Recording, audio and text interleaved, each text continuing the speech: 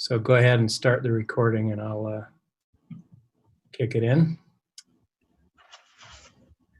All right, welcome everybody to our work session. This is the Provo Municipal Council. It is Tuesday, May 19th in the year 2020, and it is 12:03 p.m. This meeting is being broadcast live on the web on the Provo City YouTube channel, Provo City Council YouTube channel, where it will also be available for on-demand viewing. Since this meeting is being held via the Zoom webinar service and is being broadcast live over YouTube, I remind participants to mute your microphone when not speaking so as to minimize the potential for background noises and conversations that will be otherwise picked up, recorded, and broadcast for all to hear. So we'll start with a roll call. I'll just state who is present at this moment. We are joined by the City Council. My name is George Handley. I'm Chair. Vice Chair David Harding, Dave Shipley, Council members Dave Shipley, Travis Hoban, Shannon Ellsworth, Dave Sewell, and Bill Fillmore also join me. And we are joined by Cliff Strachan, our Executive Director, and Wayne Parker, Chief Administrative Officer of the administration, Brian Jones, our Council Attorney, and other staff who are here in support and help to make this online meeting possible. So we appreciate them. All right. We'll begin with an opening prayer that will be offered by Cliff Strachan. Our Father in heaven, we thank Thee this day that we can meet as a City Council to consider the needs of the community, to go over the budget for the city organization. And we pray, Father, that Thy Spirit will rest upon the council members and the presenters as they deliberate and discuss the many decision points that need to be considered today. We pray, Father, for our residents, that they will be safe and well, and that we'll be able to serve them and do our best to help this community thrive. We ask for protection from the diseases and the challenges that we face at this time, and we do so in the name of Jesus Christ. Amen. Amen. Thank you, Cliff. Although this is a public meeting, only the presenters and those invited by the council chair may speak or ask questions unless otherwise invited. Those invited by the council may speak or ask questions unless otherwise invited by the chair. Please use the raise hand function to indicate that you would like to speak, and please wait to speak until I call on you. So we have for the next 2 hours plus discussion regarding the tentative budget for fiscal year 2020-2021. We'll have a variety of presenters, but I will, and I guess those will be introduced, Cliff, right, in sequence as we move along. But I will, I will just turn it over to you, Cliff, and let you take it from here. You're muted.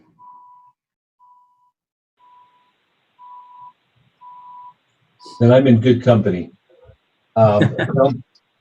Council members and members of the public, we wanted to go over for the next 2 hours plus, about 2 hours and 20 minutes, to go over some issues that either came up at the previous budget retreat or in some budget discussions that we've had as staff, and also in preparation for tonight's adoption of the tentative budget. Just want to reiterate that adopting the budgets tonight tentatively is really just adopting the base budgets. The actual public hearings and adoption of the budget, the three budgets that you'll adopt start June 2nd, which is 2 weeks, and then if everything goes well, you'll finally adopt them on the 16th of June. So we wanted to go over some issues today. You've got a series of presentations. You're going to hear presentations on debt and stormwater special service district budget and the RDA budget. And then there's some discussions on various issues that have been raised with you previously that the city staff are looking for some clarity on in preparing your budgets. So we'll start out with Marilis Fantoni, our council intern. She's going to give a presentation on debt. And when she's done, we'll defer to John Borgett to talk about the general plan update funding and Gary McGinn on that issue. Marilis, you're on. Okay, so as Cliff just said, this presentation is on the debt, on the tentative budget for 2020-21. Next slide, please, Hannah.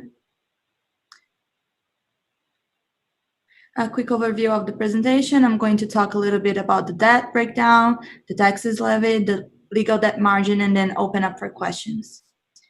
Next one, please. So the breakdown of, can you go back to the previous slide, please? The third one? Yes, thank you. So for the fiscal year of 2021, we have a total city bonded debt of $147 million. And I'm going to just briefly talk about the general obligation bonds that we have, which are the city center and the fire station replacement.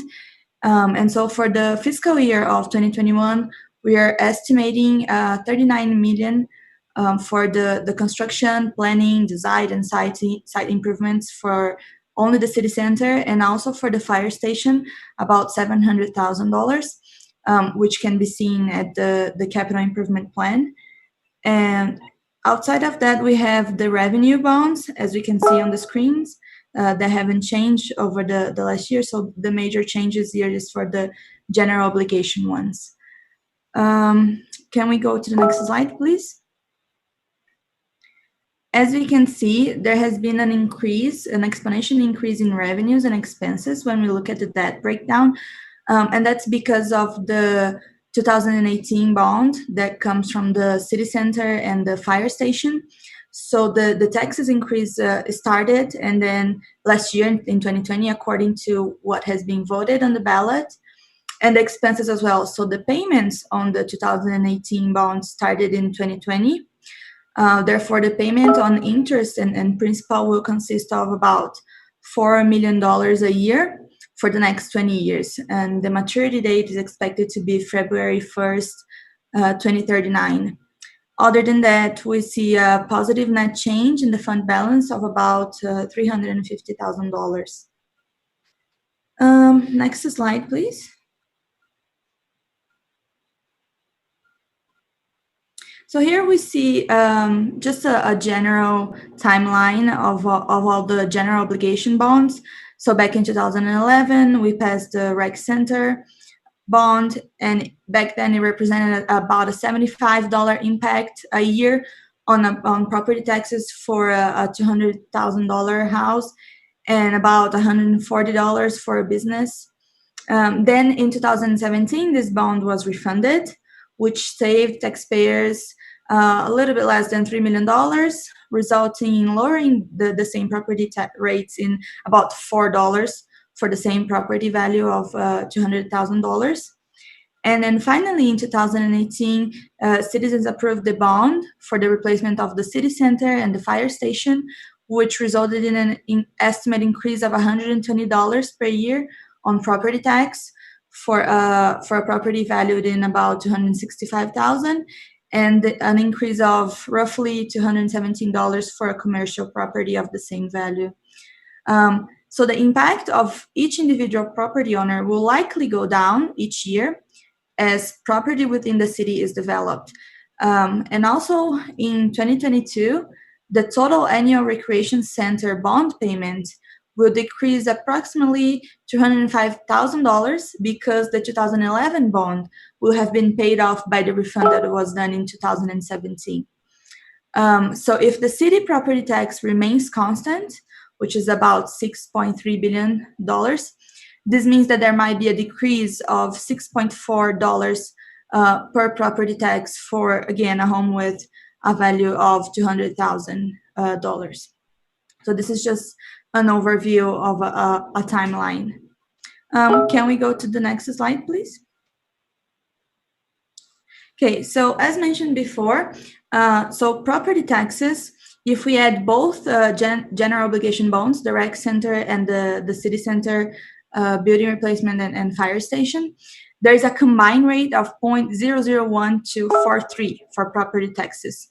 And what that means is that there is an additional little bit less than $250 a year that citizens are paying for these bonds for a property with a taxable value of $200,000. And here, just add a parenthesis that the taxable value is actually 55% of the market value of the house. So, for instance, a house that is worth about $360,000, then its taxable value is $200,000.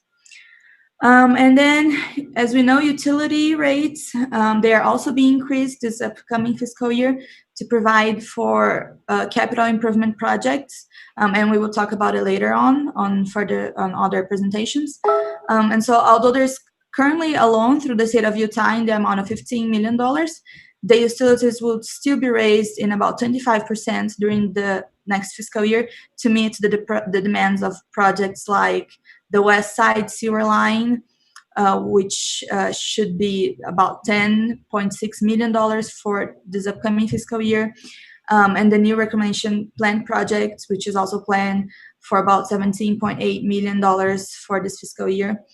And so with this increase, we will see an additional $13 on wastewater fees and $2.28 for water fees. Next slide, please. Next one, actually. Yeah, that's the one. Okay.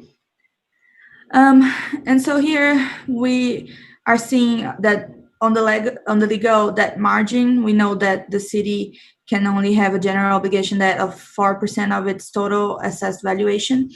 And although we've seen a small increase from last year, so we went from 25% to 28%, the current used debt has changed from $94.2 million to $103.9 million this year. So this is why there's a 3% increase, but you're still very far away from the limit that we could use. So we have 72% remaining still that could be used towards general obligation debt. Hannah, can you go back to the slides, please?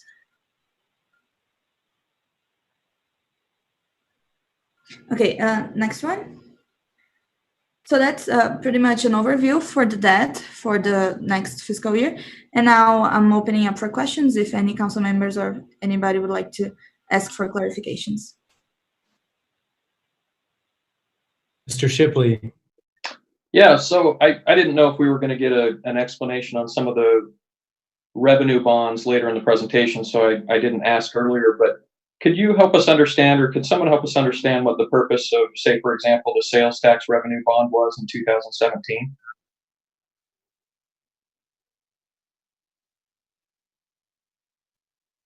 John Borgett here. Yeah. Jim Mullins here, if I speak up now.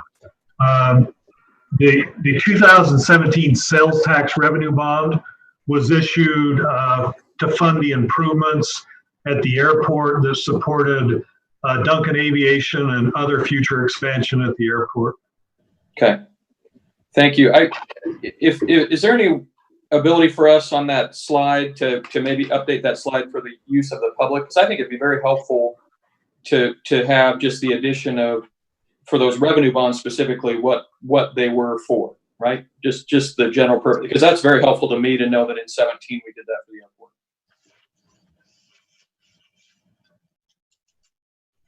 Yeah, I'm happy to work with Mary Liz, and we can add that detail to the slide.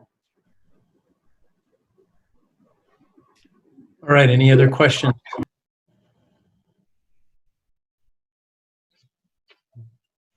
Okay, Mr. Strachan. Well, with that, then we'll, if you have any other questions, just on any of these things, feel free to email me and we'll try and get you answers to them. Thank you, Marilys. John Borgett and Gary McGinn, do you want to talk about general plan update funding?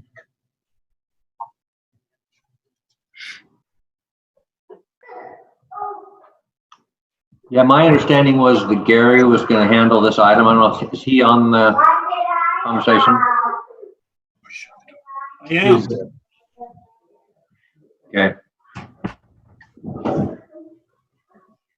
I am. Do you want me to? Yeah, let me summarize just briefly. So this discussion came about because in the budget, the proposed amount was $150,000, and the question was asked by some council members whether that was a sufficient amount to do the full general plan funding, especially given discussions about the various elements that can go in a general plan. Which I think Dave Harding's shared by email following the meeting last time, and particularly the sustainability part. And then there's some other discussions about the role of the transportation master plan in there. And so we wanted to have Gary just talk about the kind of in broad strokes what that funding will cover and whether we really need another 50,000 or whether that was as what was originally requested, or whether or not there's some other way to fill that gap, either now or in the future. Sure. Thanks, Cliff. Yes, I think for 150,000, what we would get in a general plan from a consultant is a pretty robust public engagement, so that as we go through the general plan, we'll have the ability to have engage the general public in meetings and go through that process in a very open and way that gives many people in Provo quite a few opportunities to comment. I think we'll get a document that has a lot of best practices from around the country and things like that we can take and tailor to Provo City and help us with that. I think for 150,000, what we might not get is more scenario planning, maybe alternatives to be able to look at for the council and the public to choose from in different areas. Probably a little less on guiding principles for transportation. And so that when we do a transportation master plan in the future and our current transportation master plan, I prefer to think of it more as a master project list based upon our guiding principles and things that we have. We probably won't get as much as I think the council would like on transportation for $150,000 from what I've heard recently from the discussion of the transportation master plan. With this plan, we have anticipated that staff will be involved heavily with whatever consultant we have, and will be participating in doing a lot of work with drafting and helping with things. We have been working on things for the general plan and the general plan update over the last year. We are currently working on several things. For instance, we would like to see in the updated general plan section on sustainability. That is becoming a more important topic in the city. And we think that probably deserves to have a chapter of its own, or at least combined with another chapter, and that we would be going forward with something like that. But whatever we do, we'll have to have a lot of staff, internal staff, help in coordination with our consultant. It certainly wouldn't be one where we say, bring in a consultant, say, this is what we would like to accomplish. You go out and do it all and let us know when it's done. We're going to be very heavily involved. Mr. Fillmore has a question. Given the reality that general plan reviews and revisions don't happen all that often, I'm a little anxious to sell this effort short by underfunding it. Gary, my inclination, if we're going to do this, is to do it right. and to do a more comprehensive look at best practice options for the general plan. You're saying 150,000 wouldn't get us there. What do we need to do this right? Would 200,000 cover the areas that you said would otherwise be shortchanged? That's a great question. As I believe I understand your question, and in general where the council would like to go with things like transportation, sustainability, and integrating those in, maybe looking at more alternatives, having the time to do that as we go through this plan.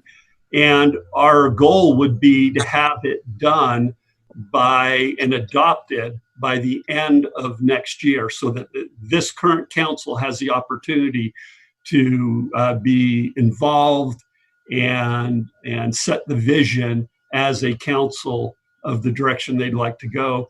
All of that, we think we could do it. All of that for 200.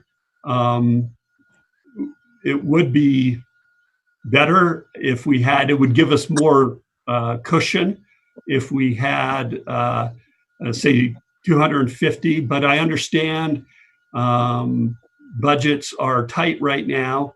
And as staff, this is going to be a huge priority for us that we're going to be focusing on. So we're going to be putting in a lot of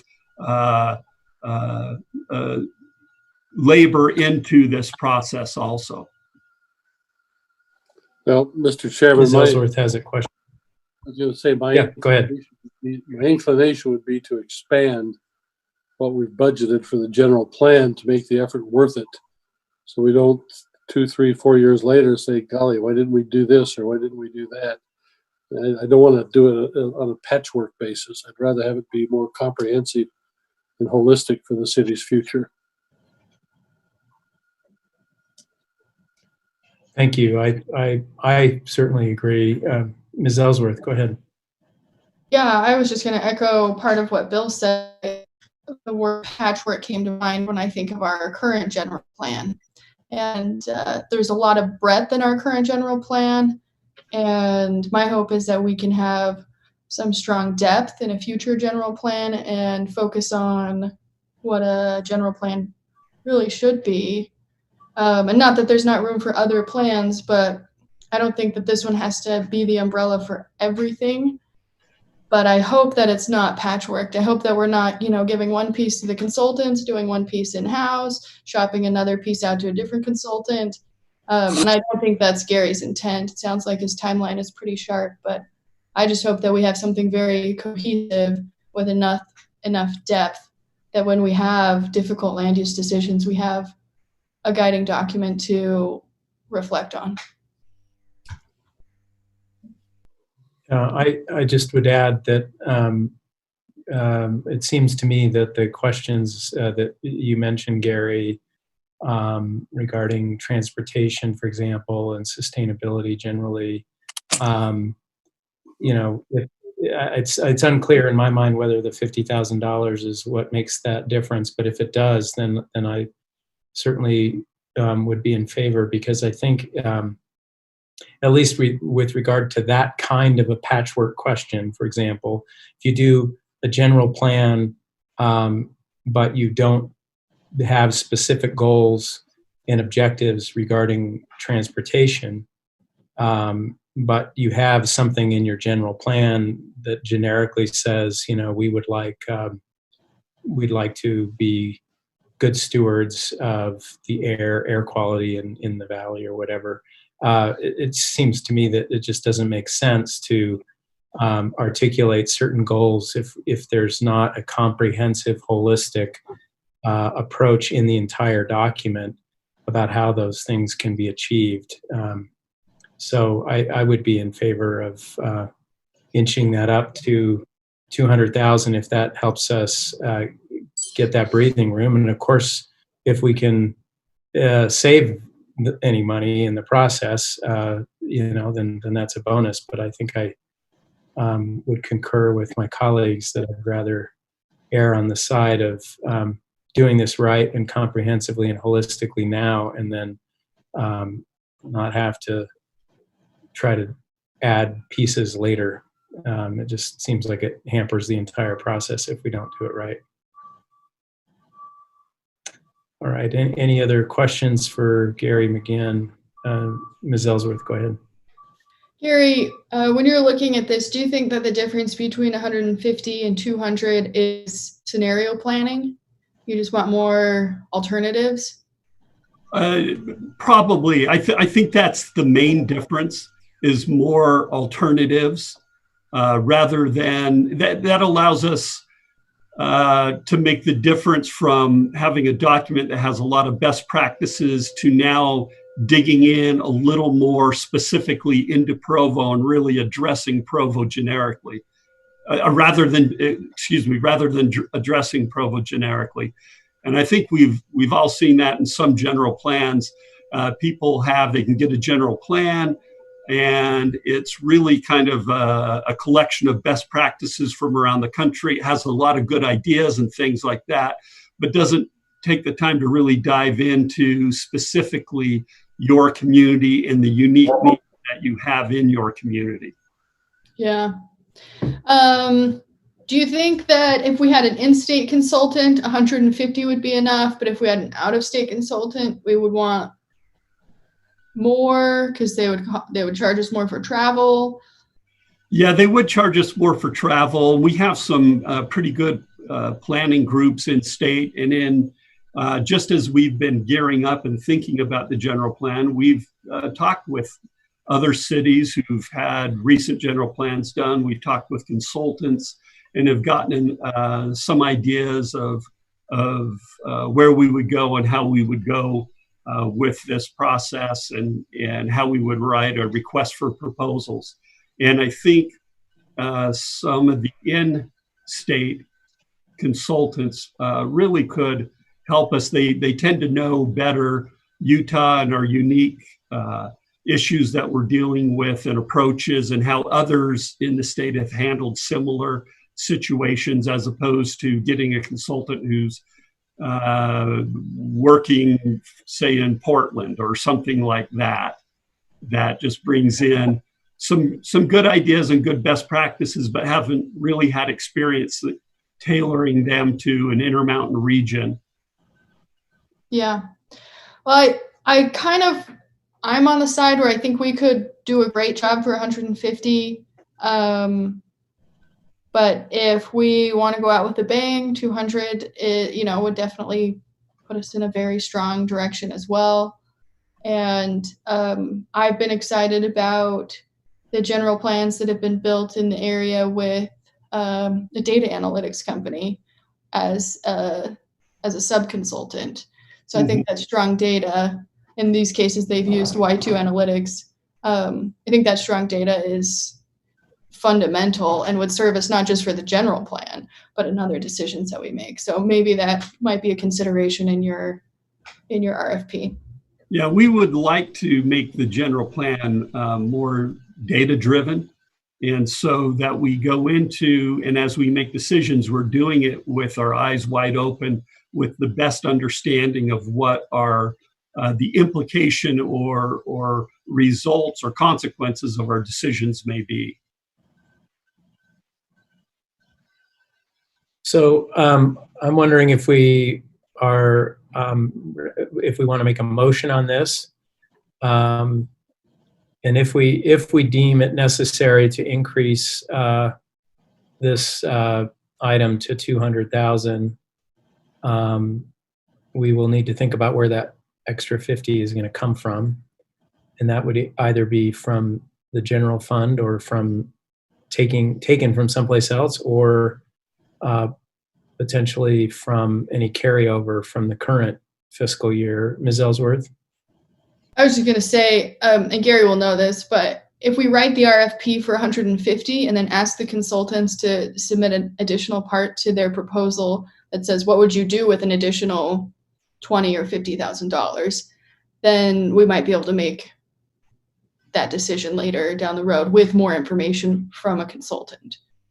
And that's what I would suggest that the council do at this point is let's leave it at 150, but just be aware in the RFP, we will be approaching that, and there may be a possibility if we don't think it's good enough or that we can get where we want to be, we may be coming back to the council and asking for another 50,000 to really address that. And we'll be updating the council, and we want to have a very transparent process so that you know what we're getting for our dollars as we go into it.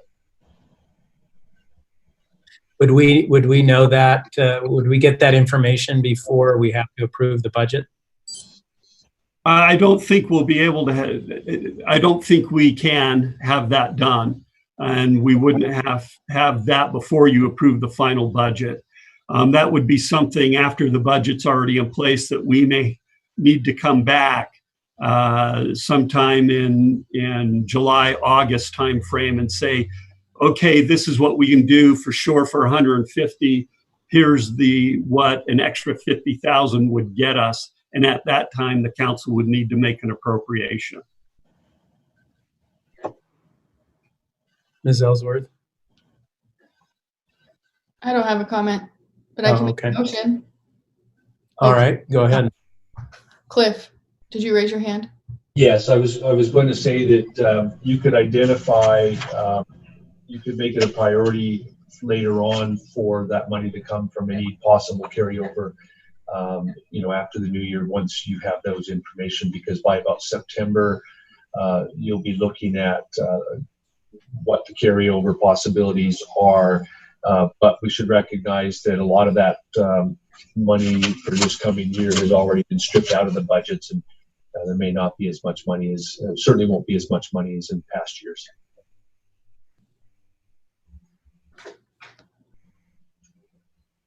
Okay, so did you want to make a motion, Ms. Ellsworth? Yeah, I'll make a motion. I don't know, is there specific language for it that I should be following, or can I just wing it, Shannon? I'll just bring it.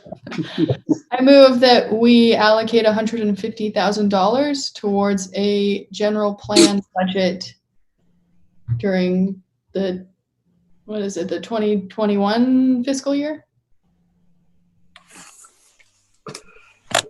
I'd like to offer an amendment to that, if I might.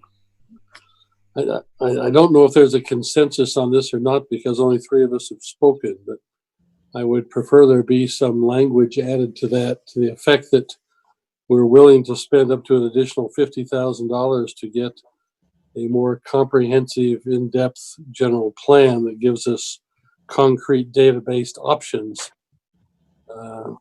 And that I'm just a little bit anxious that we wait and do that later, and then we find out that there are no funds available for a proper general plan study. How does that work, Cliff, if we wanted to add another $50,000? So effectively, your motion right now is to stay with what's already in the budget proposal. So the motion wouldn't actually be needed. If you wanted to increase it by 50,000 and identify a source, or increase it by 50,000 and maybe put some restrictions on it, you'd want to do that by motion. But right now, all your motion would do is reinforce the idea that you want to have the general plan in the budget as the mayor had included, and you want to limit it to the 150. If you want anything more, that's where you really need a motion to identify that you want more. I'll retract my motion. So, Mr. Fillmore, are you? I'm sort of inclined, as you are, to maybe say something like we authorize staff to begin exploration of a outside consultant for our general plan update with a budget of $150,000, but we authorize them to explore what would become available to us with an extra $50,000, and that we would examine if it becomes desirable, if when we come back to the council with information from Gary, we could make a determination whether or not to actually identify and spend that extra money. I just don't want, I want Gary to have free reign to explore that possibility, and then you know, we can make the decision at a later point. So Mr. Fillmore is seconding that. I would second it Okay. if we could get that recommendation back prior to finalizing the budget, as opposed to have it hang out there in the future. That sounds like, I don't know that in a proper RFP process that you'd have that time. Gary might have a better idea, but we'll probably have a better idea. But I don't think in the normal RFP processes we'd have that before June 2nd and June. I heard Gary say July or August. Yeah, it'll be July to August. I guess what I'm not saying, I'm not talking about an RFP process. I'm talking about staff doing some homework on this and coming back with a recommendation before the budget is finalized, which would be before we get the RFP process finalized. Bill, another alternative would be to approve the 150, move forward with that. And then if we need more money next year, we could expand the scope with the consultant in next year's budget, another 50,000. Is that satisfactory or no? Well, by then we're back to July of next year, right? I think our consultant needs to know in advance what they're going to have at their disposal to do it right. Gary had indicated to me that if this process takes 12 to 15 months, I mean, you'd be asking for the extra money under what Shannon had just said, you know, this time next year, right near the end of the process. But I think what you can do is authorize to go forward, and then if you didn't want to put it in the budget right now, you could bring it back when the proposals come and find a way to come up with $50,000 or whatever the right number is later. I know that's a good idea. We have a comment. I'm just not sure we have the money. Wayne Parker just suggested that maybe we put the extra $50,000 in the council budget and transfer it later if we want to expand the scope. Possible. Mr. Harding? I had some ideas just on process and procedure. I do notice, oh, it looks like he just put his hand down.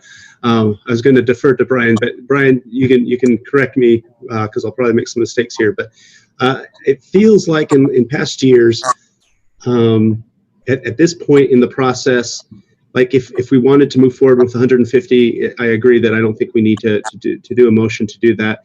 If we wanted to bump it up to the 200, it feels like in past, all we would do is just, you know, indicate to John Borgett that this is what we would like to see and just kind of make that request. And then in future updates, we would see that request, you know, if they could accommodate it. You know, because at the end, that's where we up or down, you know, vote on the budget itself. The other thought that I had is, you know, I think as long as we're clear enough and that we're comfortable that Mr. McGinn understands our intent and our desires for this to be done right, and if it needs to be more than 150, as long as he's aware of that and is going to, you know, and tells us that he's going to explore those things and will get back to us, I feel comfortable just moving forward with the 150, and then in those updates that he promised, that he can let us know if he feels like it's going to be a little bit more in order to achieve the results we're looking for. So that would be kind of how I would lean towards moving forward at this point. Yeah, if I could, I was just going to say, again, procedurally, recognize that you're not approving any money right now. In this meeting, you don't need to approve any staff action because they're not going to have the money to take the action until after you actually approve the budget at the end of June. So all you're really hearing right now is a presentation about why they're asking for the amount that they're asking for in the budget and giving you a chance to give them feedback. And so it appears to me that you have, I can think of three quick options here. One is the one that Wayne suggested. You could set aside some money in the council budget, that the council has control over how it gets used in the future.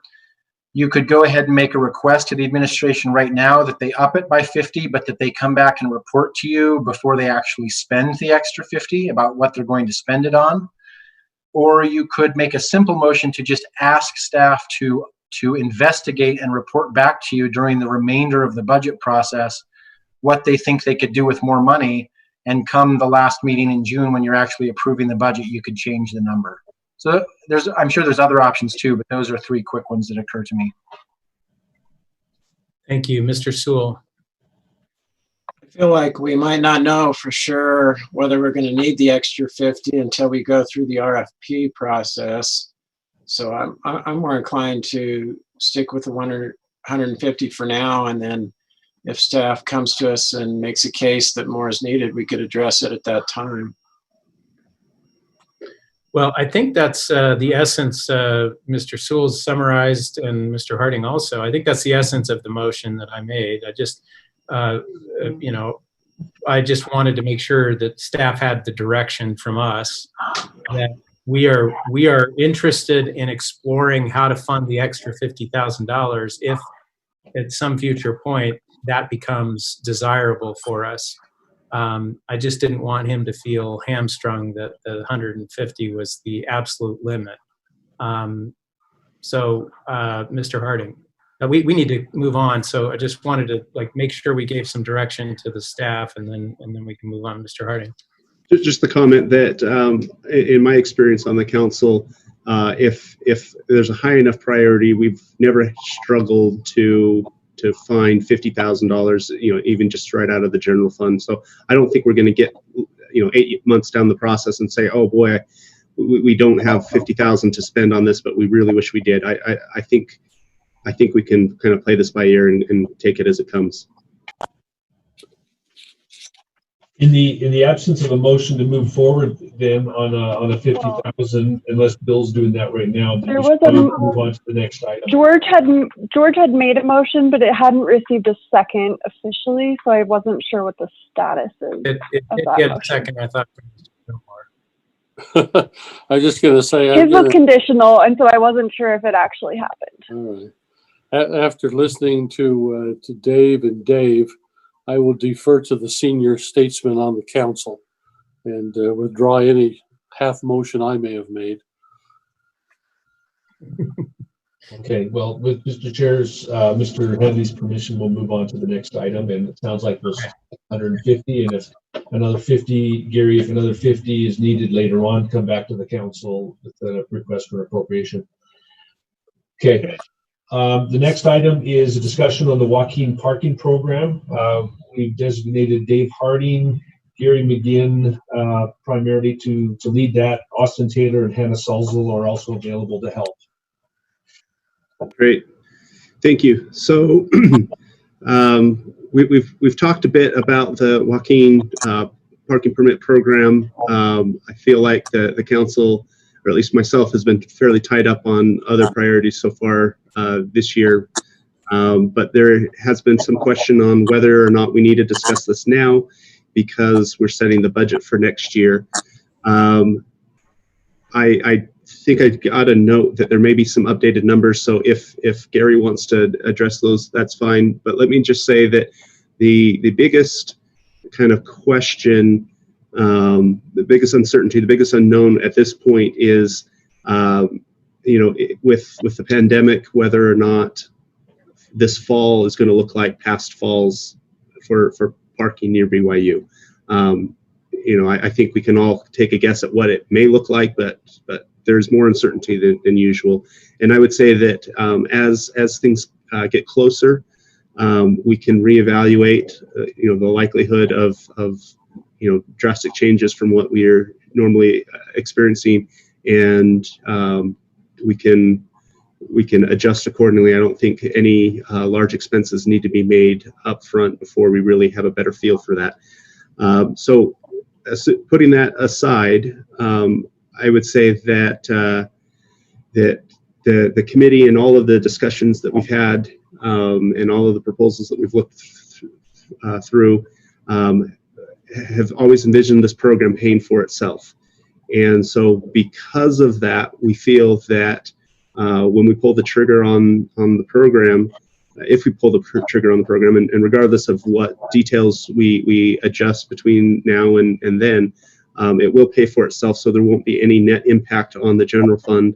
And so I don't feel that we need to put a budget line item in at this time, because there won't be any net effect. So kind of that's the takeaway as far as the budget is concerned. I don't think it needs to be added now, because it will be net neutral. Mr. Harding, if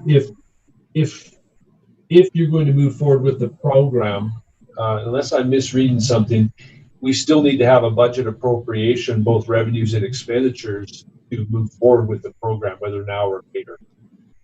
Thank you. I agree with that. My thoughts, though, and I'm open for other views on this. My thoughts, though, is this might be an easy appropriation later on because of that net neutral impact. So I agree that we would need an expenditure line, and then the revenues would offset that. But I feel that could be done as an appropriation later on, because it won't. There's really no downside as far as fiscal impact. There's no downside. So that was my thought on that. And as we've analyzed it, and we're nearing the end of our analysis, and it is based on the premise that the program would be self-sustaining. So any startup costs and any ongoing costs would come from the revenue received by the program. And depending on what the council would approve in the future at that time, I would recommend that we make a budget appropriation, and the revenue for that budget appropriation would be come from the program itself. And so the general plan could be, would have that, we would plan for that revenue to come in, and then the expenditures would come from that revenue. Okay. So am I hearing that we put it on the agenda so that you guys as a council could make a decision whether you wanted to move forward at this time?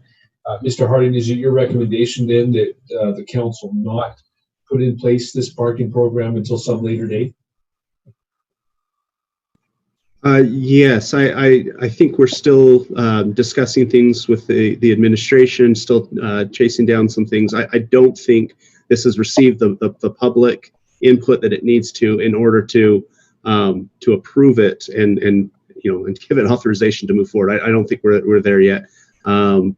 I thought we were only just discussing whether or not we wanted to block out some money in the budget for it. I don't feel like it's gone through the public process necessary to implement it, make the decision now. Okay, well, my suggestion then is we can probably move on from this item. We just wanted to make sure that if appropriation was needed today, we were giving you an opportunity to do that. So, agreed, and my recommendation is that we don't need it. Thank you. Okay, so the next item is a discussion on wastewater projects and fees. We have Dave Decker, Gary Calder, and Jimmy McKnight. I imagine they're all at the Public Works Department conference room. They're here to discuss with you. We've given them about 30 minutes for this discussion. If they can go tighter, that would be appreciated. Dave Decker. Thank you. Can you hear us okay? Yes. Thank you. And Chair Handley, thank you. And to the council, thank you for the opportunity to present a little bit of information. We were specifically asked to address a question that is coming from the council. The council staff, Cliff, forwarded the question, and the question indicates, the main question indicates, can the wastewater rate increases proposed this year, can they be delayed or put off? And if so, what are the consequences? And so that's the primary question that we're trying to address today. And I'm going to go through some information relatively quickly. I'm happy to stop at any point if there's some questions. Some of this is some history, but we're not going to spend too much time on historical actions that the council has taken in the past.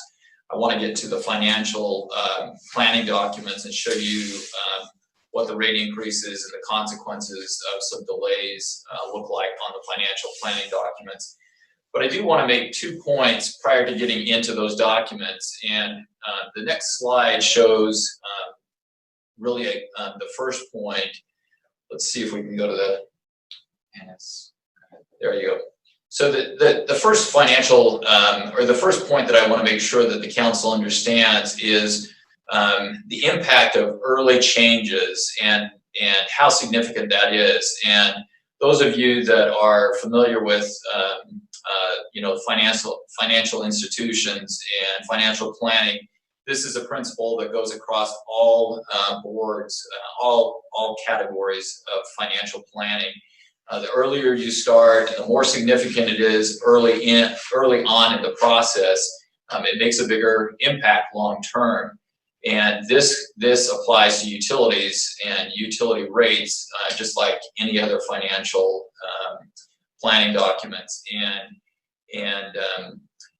And this has been shown to the council time and time again. The more senior tenured council members know, I've pointed this out a number of times, and we've shown examples, multiple examples of how this impacts the city. And I have just one example today. If we want to go to the next slide, this slide comes from a 1985 document.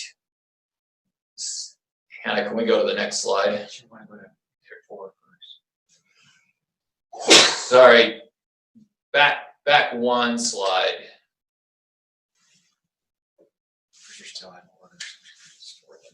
One more down, sorry. One more down? Oh, that's what you meant. Okay. Right here. There you go. So this slide, and we'll go to another slide, but this slide comes from a 1985 document. The city had just recently, a year or two earlier, updated the treatment plan. And the same consultant, Montgomery Watson, made a recommendation moving forward for the city council and the city staff for some financial planning. They were making a recommendation of saving roughly $1 million a year starting in 1986. And this schedule, the second column, you can see right at the top, it says deposits.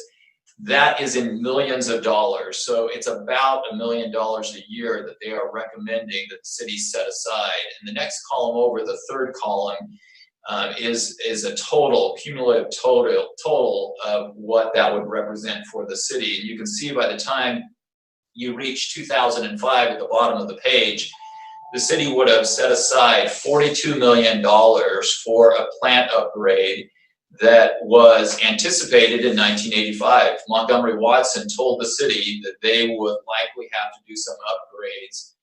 They weren't sure if it was water quality, but interestingly enough, about the year 2000, DEQ, Walt Baker was the director at the time, they started talking about upgrades to treatment plants relative to phosphorus and nitrogen limits.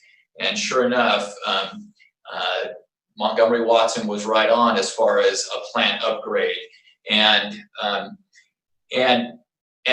the next page, so Hannah, if you can go up one slide, there you go. This comes from the 1985 document, and these are the rate increases for a single family home. And it's almost embarrassing a little bit to talk about it now because they would have been relatively simple. I mean, in today's perspective, we're talking, relatively minor increases. And so they were recommending an increase in 86 to go to $10.43. And you can see each year they were making some recommendations so that in 2003, they would have had an average sewer bill for a single family home of about $25.50 a month. And obviously, I think the council knows this was not followed, this plan was not followed, but the conversation would be significantly different today had this happened. And the point that I'm making is it's important to start early. 1985 was when this could have started, and it would have been a very easy step, a much easier step for the city to take today to solve the problem with the treatment plant had the planning started and initiated in 1985. like it was recommended. The second point, so Hannah, if you can go down 2 slides now. The second point before I get into the financial documents that I want to make is the implications of potentially changing or not doing the rate increase that's recommended. And it mostly revolves around impressions or messages that we may be giving to the DEQ board. You know, I think all the council knows that we have a 2020 regulation relative to phosphorus in the Utah Lake that we sent in a variance letter on back in December of 2017. And DEQ granted us that variance based on a commitment that we made that we would substantially update or build a new treatment plant using advanced technology. And we made that commitment to the DEQ board. We also went back later, about a year later in 2018, and asked for a loan of about $78 million. And some of the details on the loan, it's a very low interest rate loan. It's 0.5%. It is a very low interest loan. The board has been, I think, very good to the city. They like the plan moving forward. They like the schedule moving forward. But every time, we've gone 3 different times now to the board. The first time the Mayor Carfusi, went with us. And each time the DEQ board has asked us about rate increases. And we've been very clear that we cannot, and the council cannot bind future council to rate increases. But we've been very clear that the council's been very supportive in the past, and they understand the financial obligations with the treatment plant and other projects. And again, I think they have extended some trust to Provo City based on the financial plan that we've laid out in front of the DEQ board. And I think by changing the rates or not doing the rate increases, we're probably sending a message to the DEQ board that we may not want to send. And they certainly have the ability still at this point to withdraw that loan authorization that they have given to us, extended to us. So I want to get into the financial documents now and really answer the fundamental question. So given those 2 points, I'm going to have Jimmy see if we can take over the screen here for just a second.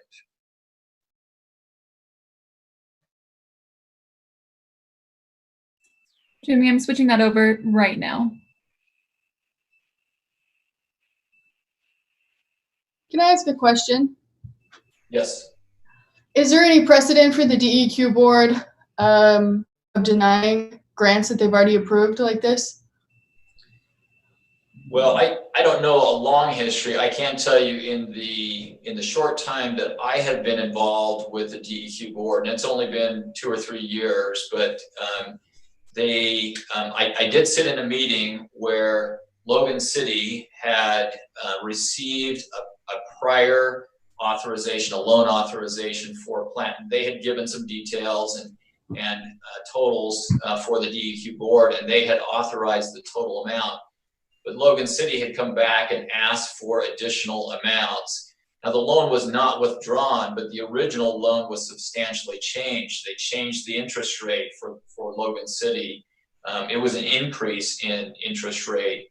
And so that you know, it appeared, I think, to an outsider at least, that the board did not appreciate Logan City coming back and asking for additional funding, and they seem to, this may be an unfair way to say it, but they seem to pay the price, I guess, for changing it. Gotcha. So let me introduce you to a couple of spreadsheets here that Jimmy has up. Jimmy, if you click to accept, you'll be able to control my screen now. There you go. Thank you. So I want to show you just a couple of spreadsheets that are important to our financial planning. The first spreadsheet that Jimmy has up here has our total wastewater budget in it. And the primary line that we look at, Jimmy's still trying to get it. set here. There we go. So one of the primary lines that we look at in this spreadsheet is line 24, which is highlighted right now. And it's the ending fund balance for each fiscal year. Along the top of near the top on row 3 of the spreadsheet, the fiscal years are identified. And you can also see the rate increases and identify each fiscal year in row 1. So column L, M, and N, those are the next fiscal years. So we're recommending a 25% increase this year, a 10% next year, and a 9% the following year, which we've indicated in previous presentations that would be the recommendation for the next 3 years. This document is tied to a second document, and again, I think the longer term council members have seen this. I know the new council members have seen only parts of this other document that Jimmy's going to pull up here. There we go. So this is a specific project planning document, and we have broken this into 4 different colors, primarily just to help in presentations. So the top color, the yellow, is our treatment plant. And right now the budget is shown for $100 million of the treatment plant cost, and it's planned in the next 4 fiscal years. Now I have to tell you, the treatment plant right now, the budget that has been given to us by our contractor at 30% design level is about $115 million. We've told the contractor that in the coming, he'll give us some new estimates at 60 and 90%. And we've told him that we need to bring this into the budget. We've also done some purchasing, some filters and some pumps, some pre-purchases that are coming in below our budget, which is good news for the city. We've probably shaved $3 or $4 million off of the $115 million. So we're headed in the right direction on the project. But for this presentation, I asked Jimmy to make the assumption that we're going to get the project within budget, $100 million. So the cost for the treatment plant on this document and the document that I showed you previously is $100 million. The next line down in the green is the I&I maintenance project. So this is where we have groundwater leaking into our pipes in many areas of the city. We've made substantial increases in funding to decrease the groundwater entering into our pipes. So that's the green highlighted areas. The next one down is the tan color, and that is essentially all of our major projects on the west side. So these are brand new CIP. This is not a maintenance area. This is brand new projects, mostly again on the west side. And the blue area at the bottom of the spreadsheet is the balance of the city. So these are maintenance projects, replacement of lines, significant improvements in the rest of the city, mostly not located on the west side. So this document correlates to the first document. So we'll go back to the first document, and I asked Jimmy, so please look carefully right now before we change these numbers. Look at row 24, and you can see this fiscal year, we are slightly under budget. We're about $200,000 in the hole. But overall, you can see where we sit, and it's especially important to note, and back to point number 1, long term, the city is preparing for a project in the year 2030 to upgrade the solid side of the treatment plant. So the project that will be coming in the next 4 fiscal years is relative to the hydraulic side of the treatment plant. But we need to upgrade the solid sides of the treatment plant, and that is planned around the year 2030. And if Jimmy pans just a tad to the right here, you can actually see this document goes out quite a ways. We actually plan financially right now out to the year 2049 on this document. So 30 years into the future. So he can keep panning over here. And you can see in the year 2030, we do have some negative areas. So in the year 2032, we can back up 1.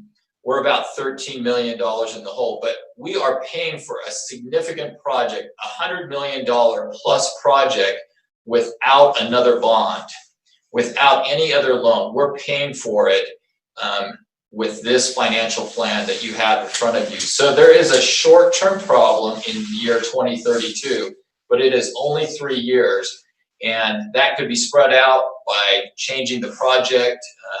It could be a short-term loan, but it is significant to note that the rate that we are talking about today has a major impact, not just in the next 4 fiscal years, but in planning for another major project in the year 2030. And you can see where we sit financially in the year 2030. So let's go back to the left in the fiscal year 2021. And I told Jimmy, I said, okay, let's make the assumption that the council wants to eliminate the 25% rate increase this year. So let's go up to the rate increases and take that out and zero that, and you can see how it changes the fund balance on road 24. Not only does it impact immediately the fund balances in all the current fiscal years, but look at the year 2030, which was what we were just looking at, 2030, 32, 31, 32.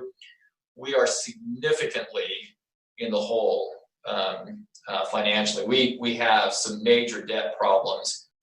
So I asked Jimmy next, I said, okay, let's see if we can fix the immediate fiscal years. And one of the mechanisms that we always look at is, do we change projects? So we went back into the color-coded CIP project spreadsheet. Let's see if Jimmy can get that.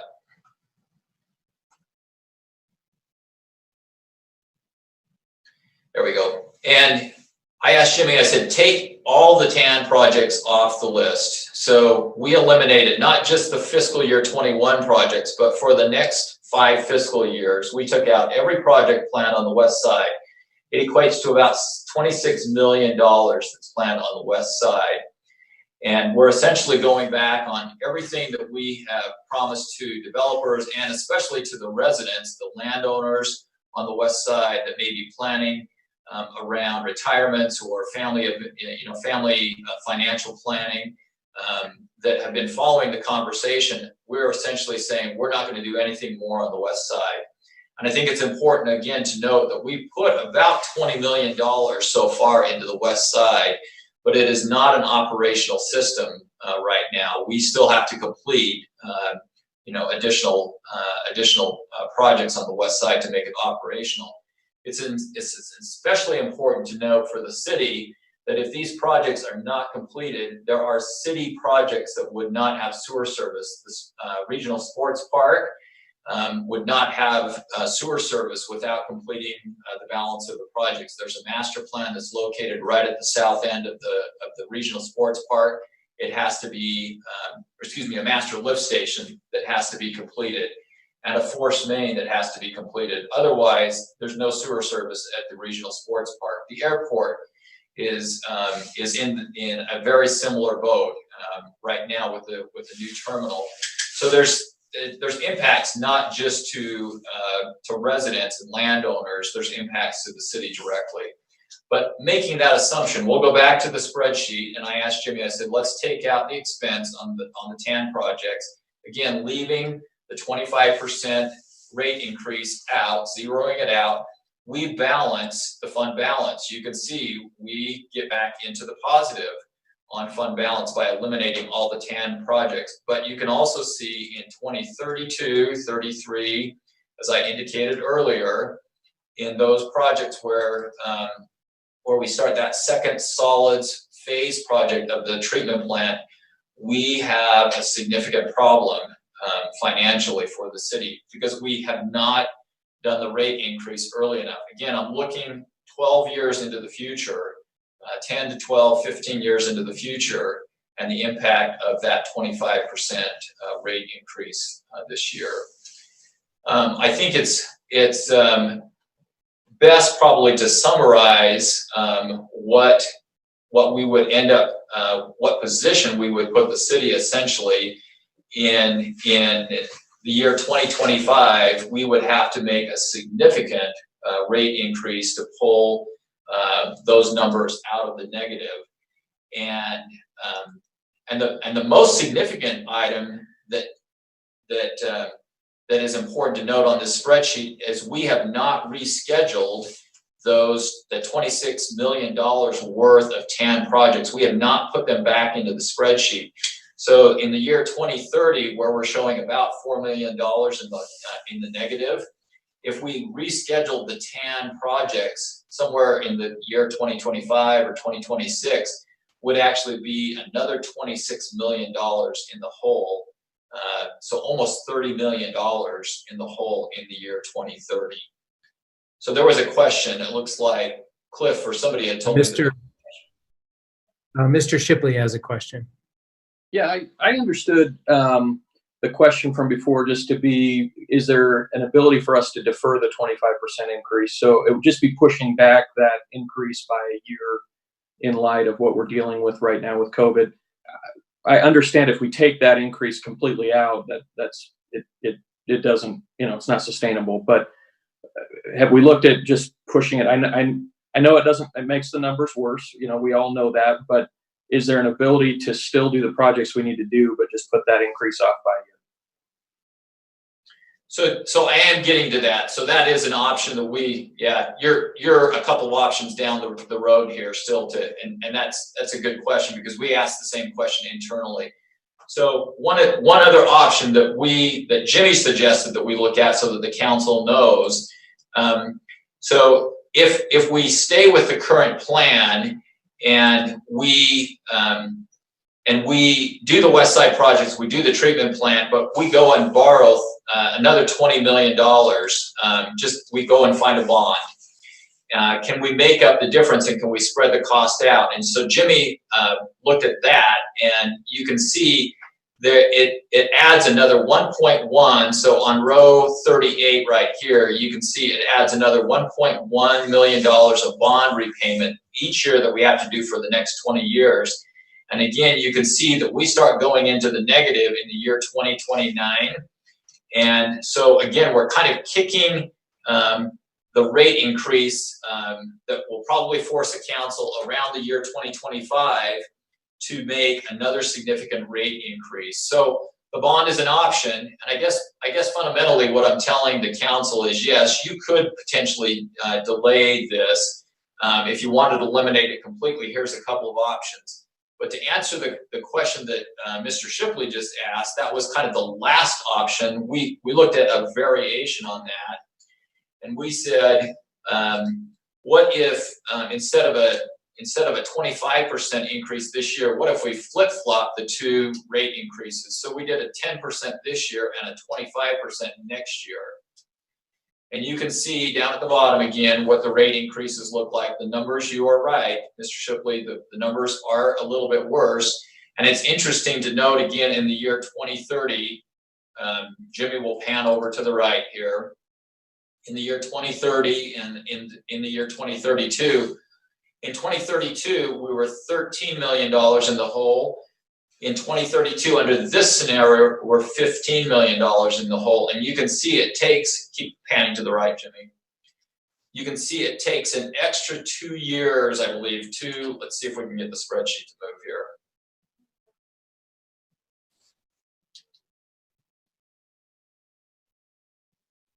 There we go.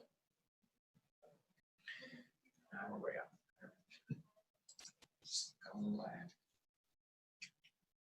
Just the lag in the computers. But it takes an extra 2 years for the city to recover financially just by switching those two. And I don't know if Mr. Shipley, if that helps answer your question, but that was the other option that we looked at was, do we switch, what is the difference by lowering the increase to 10% this year and let's do the substantial one the following year. It can be done again, and you can see the numbers. It does, but they do. It's surprising what a 1 year difference makes 12 years down the road. So, Council, the question that you were asked, ultimately it's, can you do it? Yes. Should you do it? That's up to you. We had this presentation so that you could focus in on that decision point and give direction to the staff as we move forward with the budget. Well, I want to just thank Mr. Decker for this, and Jimmy, this is very helpful. I'm sure that wasn't the funnest, most fun question to have to address, given how carefully you've thought this through for a long, long time. But I thought, and I've had this laid out for me before. I didn't know if the other counselors who are new to the council maybe might benefit from this. But I did feel that we had an obligation to the public to ask that question and look at this carefully, and hopefully whatever we decide to do, this helps people understand. This is kind of a devil in the details kind of problem. I mean, it seems to me that this is a very complex scenario, and but what the average citizen is going to feel is that 25% hitting at a really bad time in our economy, which I know you understand, Mr. Decker, and are sensitive to. I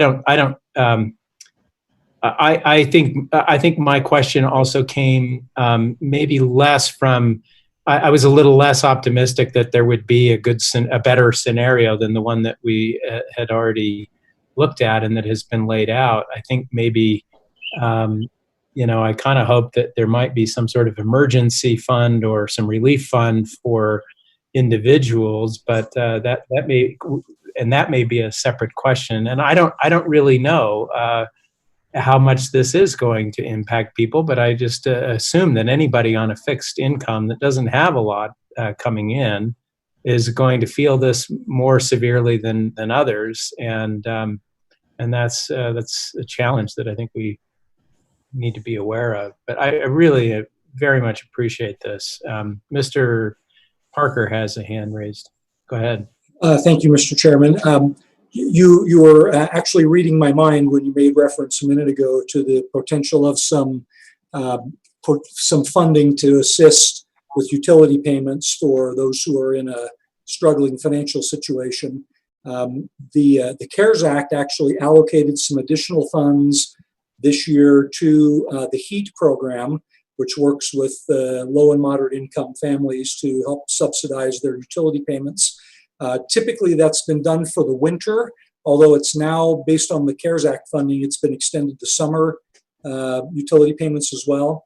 I might also mention that as we're looking at the CARES Act dollars that have been allocated to states and counties with the ability to send those forward in some fashion to the cities, one possible use of that would be to create our own HEAT type program that could be utilized for those in our community specifically who are struggling.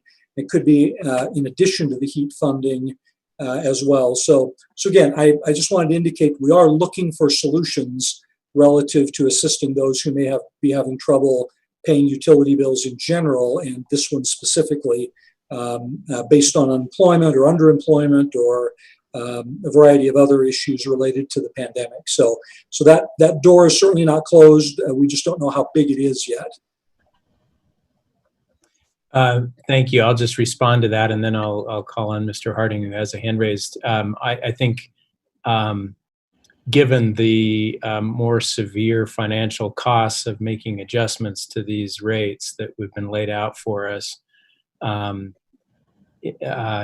can't in good conscience advocate for such changes given the costs down the road.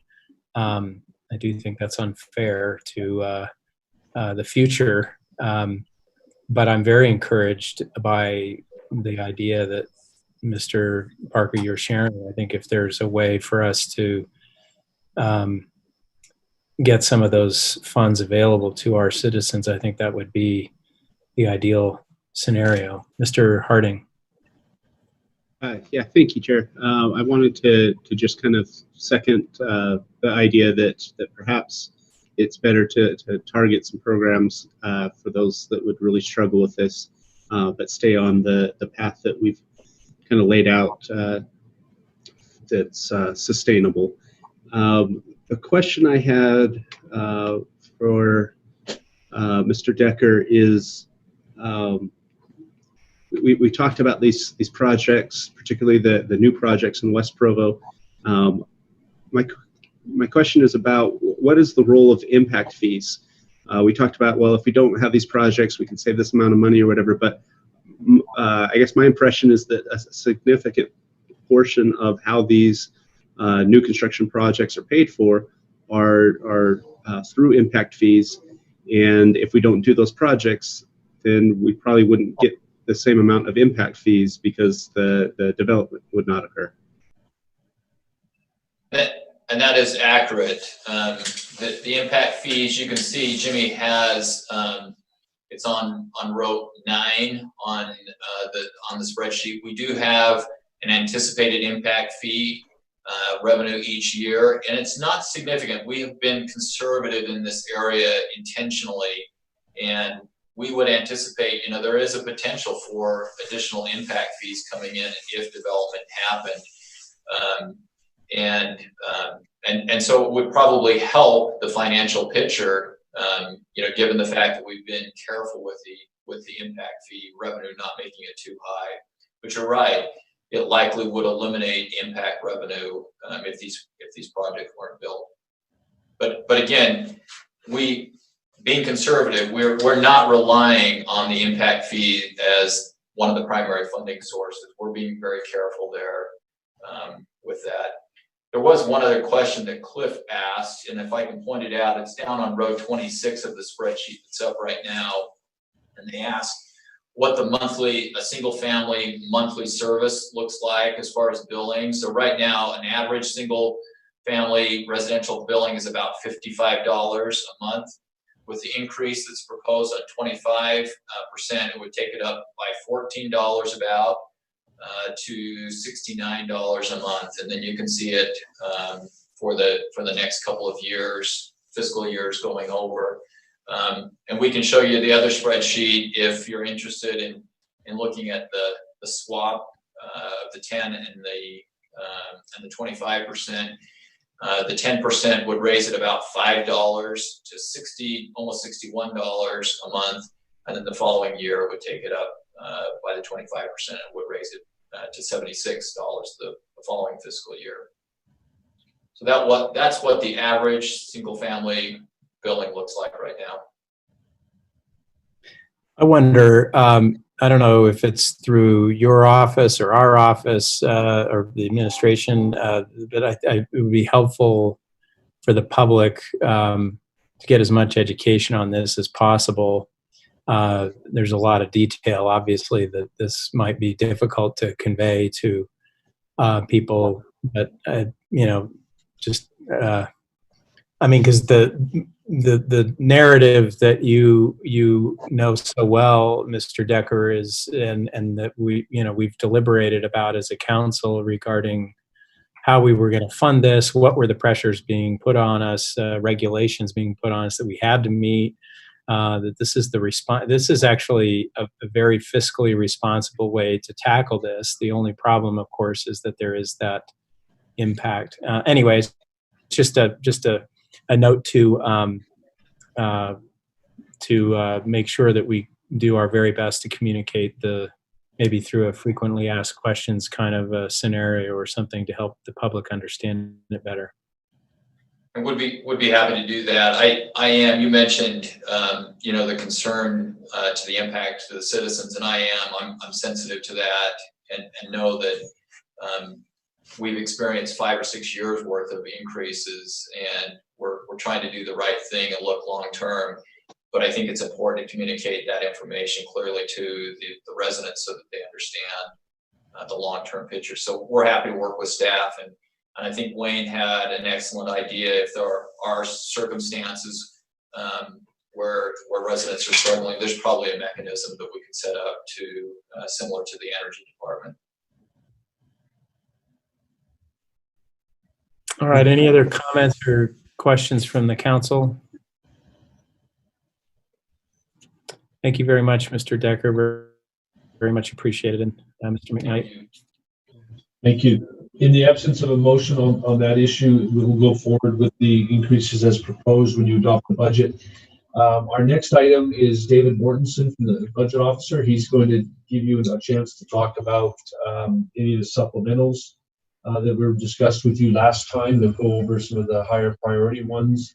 And if council, if you decide that you want to bring any of those to his attention and move on them, you can. Otherwise, the budget proposals will stay as is. Dave, George? Just one quick question about that last item. We don't need a motion, I suppose, to direct the administration or encourage the administration. I mean, I don't know. It sounds like Mr. Parker is working on this, and I didn't hear any opposition to that. It sounds like we would like to see the city develop some sort of response to people who are struggling to pay those increases. Yeah, recognizing the high level of trust you have with Mayor Kafusi and Wayne Parker, that I don't think you need to pass a motion, but if you wanted to make sure it did happen, you could pass a motion, but I don't think one's necessary given they're looking at it. Okay, I'm fine. David, you're on. Okay, thank you, Cliff. So I'm going to keep my comments really brief to give you as much time as possible to discuss these items, to ask questions. I know we have some department directors here that can answer some of those questions. Hannah, do you think you just beat me to it, you zoomed in. So I took out a couple of the non-essential columns in this because I know last time it was really hard to see.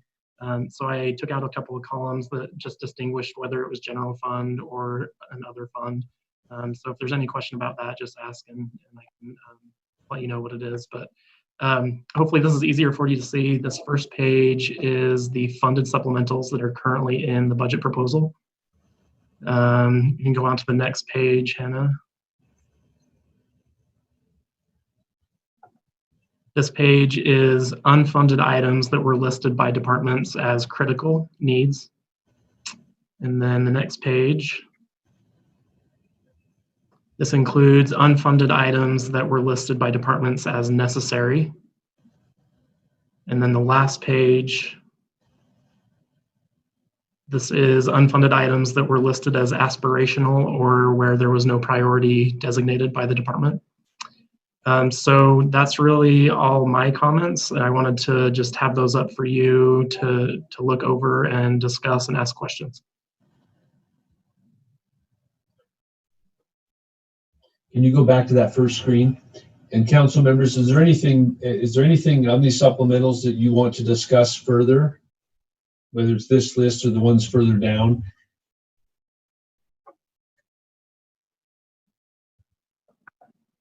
Seeing none, Mr. Fillmore, are you reaching for your, go ahead. You're on mute, Mr. Fillmore. There we go. So with respect to the critical unfunded elements, if we essentially ignored all of these, what becomes of them in the future? If we, for example, if we got a report that there was additional revenue coming in from any particular source or more, do we readdress these potentially, or do they essentially go away? Yeah, we could readdress them. We definitely keep the list, and it would be up to your discretion and administration how these are prioritized along with other operational items that were cut from the budget this year due to COVID-19. But looking at all of that, if we see more revenues coming in than we're currently budgeting for, it would be at your discretion to add any of these that you see fit at that time. Okay, so if we're understanding the process right, and I'm speaking for myself as a new counselor, the city administration has already made a decision not to include these items. Correct. And so these are put before us in case somebody has a particular sensitivity or urgency about any one of these items. Is that right? That's right. And to add any of these unfunded items, as you know, we would either have to use additional general fund balance or fund balance from another fund if it's related to another fund, or we'd have to cut some other item out of the budget. Yeah. Mayor Kafusi? Yeah. I just wanted to just remind everybody that these supplementals quite a few, but a majority of the presentations from the directors were given prior to the COVID-19 pandemic. And so as I've talked to the directors, and it's really a stark line you can see, once that hit, directors stopped asking for things when they did their budget presentation. And as I've talked to the directors, that you can see, because police did go before it, and admin services, all these that presented prior, they did have a lot of supplemental asks, whereas as I visited with them, the majority of them probably would pull some of those back and be a little more sensitive just because of the situation we're in. Just a reminder. Could I ask the mayor, Mr. Chairman, with respect to the two items requested by the police department, given the difficult times we're in and the, if anything, the greater need for public safety, do you have any second thoughts about either of these two supplementals, or whether or not we should consider finding ways to fund them? We actually had a great brainstorming session this morning on how we could fund some of these things and potentially cover them under the CARES Act. And first responders, a lot of their asks could potentially, as we've looked at this list, and I actually specifically asked John Borgett to pull the supplemental list and go through it. But there are multiple asks on this list that I think we could potentially pay for and pay it out of our CARES money that's coming to the city of Provo. That would be great. Yeah, that would be great. Great. Dave Sewell? I had a question about the Microsoft Office 365 G3 licenses. What are the employees going to use if we don't fund getting those licenses for them? So I'll let John Borgett speak to this, but let me just state that that was another line item that looked pretty easily. We could make that be covered under the CARES Act, stating that we need that in order for this, because part of the CARES Act is saying be prepared. How would you better be prepared? And that was one that we definitely identified as that's something we could say we need, because that helps us if we have to remote and work from home again. And John, do you want to speak to it? Sure. We have been moving for the last couple of years to the Microsoft Office 365 product. And for those that may not be familiar with it, basically what it is it's a web-based application that gives you access to the Microsoft suite. And then it provides automatic upgrades or updates as the product is updated, so that you're always on the most recent release. You can use it at home, you can use it anywhere. I can access my email system anywhere. And so anyway, it's got some benefits. It has some real benefits through COVID-19, as well as benefits for IS for their administering the application. What we have right now is a little bit of a mix. Traditionally, we have just bought the Microsoft Office products per machine, and you just buy the version and it's installed on your machine, and that's what you use going forward unless you upgrade that or update it. And we have a number of computers throughout the city that are that way, and we've been shifting towards it. The other thing I would say is with the Microsoft Office 365 product, there's a monthly fee associated with that. And so it is an ongoing cost, but I've been on it for the last couple of years, and it's great. I got a number of people in my office that are on it. We've kind of have originally started moving people over that were kind of power users or heavy users of the Microsoft Office suite, but now we've decided that it would be a great mix for a great product for all employees that utilize PCs or laptops. And so that's a little bit of a background, and I'm happy to answer any questions.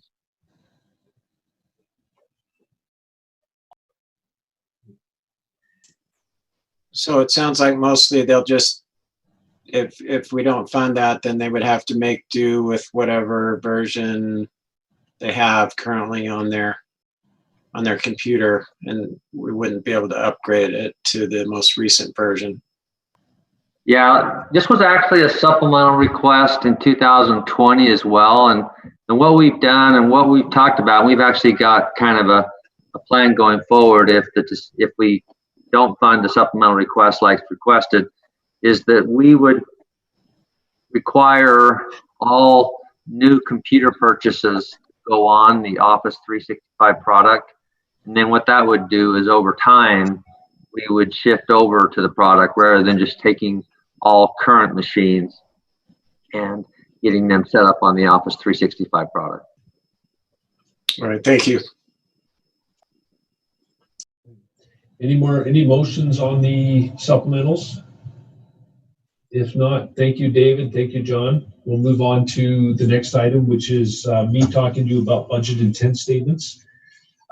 You'll recall at the last meeting that the council approved some changes, one under procurement with respect to purchasing automobiles and fleet vehicles.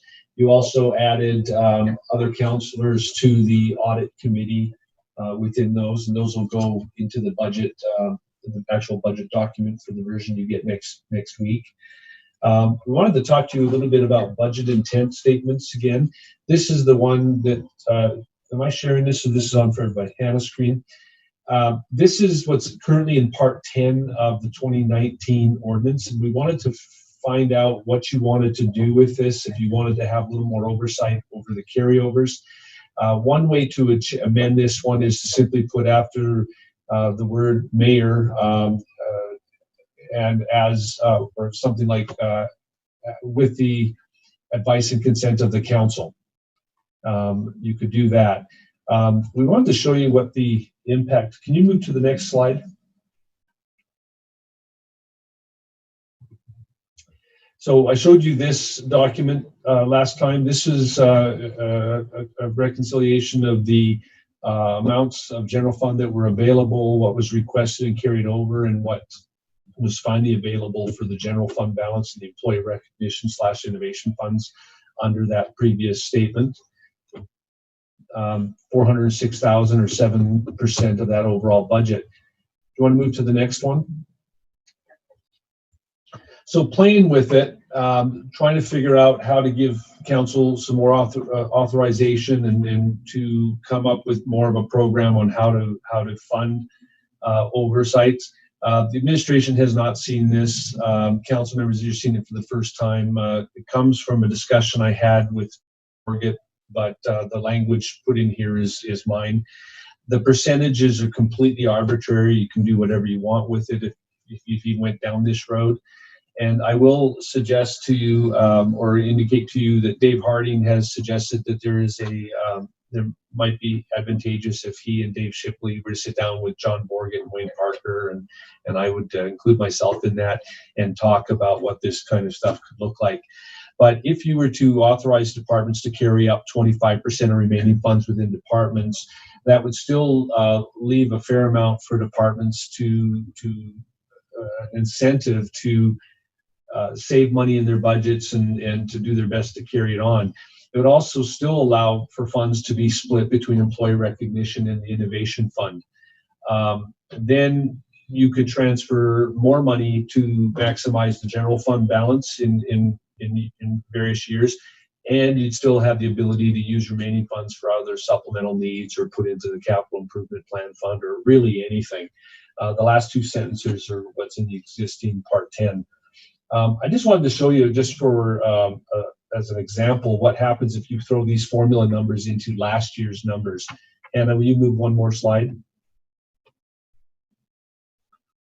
So the first several columns where you see balance and you see the percentages here, the section to the left is what was on that second screen I showed you. This was actual from last year.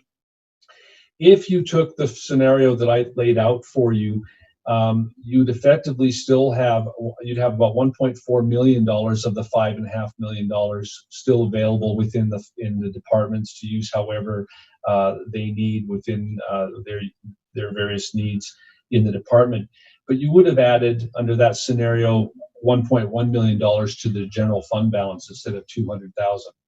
You also would have had 1.4 million for employee recognition and innovation. Now, you may or may not like the percentages, and you can play with whatever you want if you were to do that in this scenario. But it also would still have left $1.2 million available for supplemental CIPs or whatever that you could program. That would be scenario B, using last year's number. Scenario C really takes the idea that if we had been doing this every year, you would have only required $400,000 to balance, or to bring the general fund balance up to the 25% maximum in a given year. This 1.1 in the next to last column is what it would have taken to get us to a full 25% using last year's numbers. Last year. Anyway, you can see that there's some ways to have more money available for supplementals, more say in how that gets used. Ultimately, it still leaves some incentives for the departments to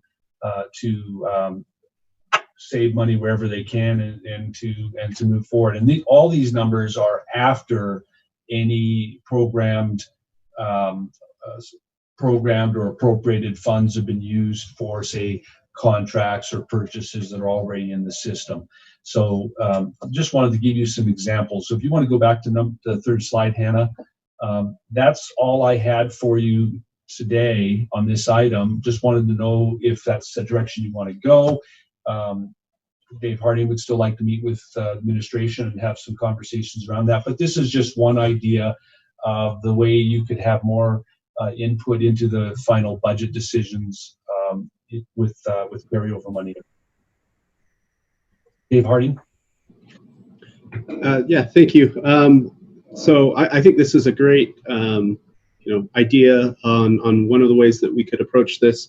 I do think that we have a really good working relationship with the administration, and my goal for this would be whatever we do respects the roles that the administration and that the council have, understanding the principle of separation of powers, but are also aligned with proper oversight and good fiscal principles. I think it might be of value to take a look at what's the common practice of other cities and what are some best practices. But at the same time, I think we're at a very tight time schedule if we would like to get this policy into the current budget. So I do think that perhaps just a kind of an ad hoc meeting, I'd be interested. I suggested perhaps Dave Shipley's expressed interest in it. If there's another counselor that wants to join, we could just have a quick meeting with Cliff, with Mr. Parker, if he's willing, or whoever he wants to delegate it to, and see if we can just look at this this question of this practice and this policy and make sure that it's aligned with where we want it to be. I will add that tomorrow our council staff is meeting with John and his finance staff, and we're going to be looking through the various items in the budget resolution, see if everybody's happy with that, if anything needs to be updated and changed and things like that. But this is probably the most significant possible change that you could make in those sections. Just a thought.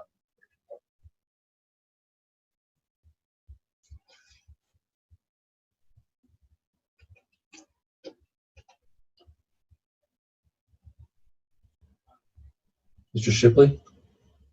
I just wondered if we need to, have a motion to create some kind of subcommittee and create some kind of working group to take a look at this further, or is it something we can just anticipate, scheduling some kind of call with some of us to discuss?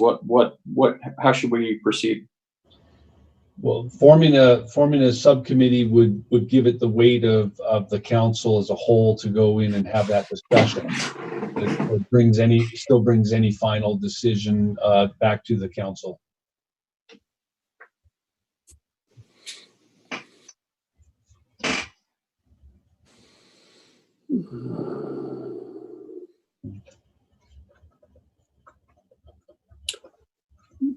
George, I don't know if you saw my hand raised, but I would be supportive of. Yeah, I'm sorry. I'm going Mr. recommendation. I'm just saying I would be supportive of Mr. Shipley's recommendation that we do a subcommittee.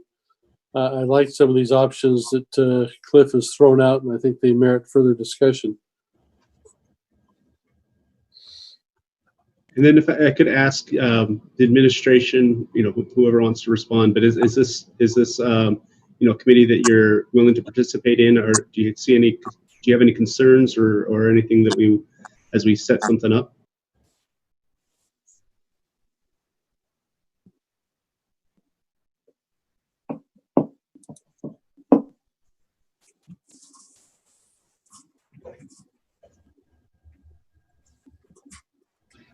I'll just jump in here. It looks like Mr. Parker has his hand raised. Yeah, go ahead, Mr. Parker. Thank you, Mr. Chairman. We're obviously happy to engage in a discussion.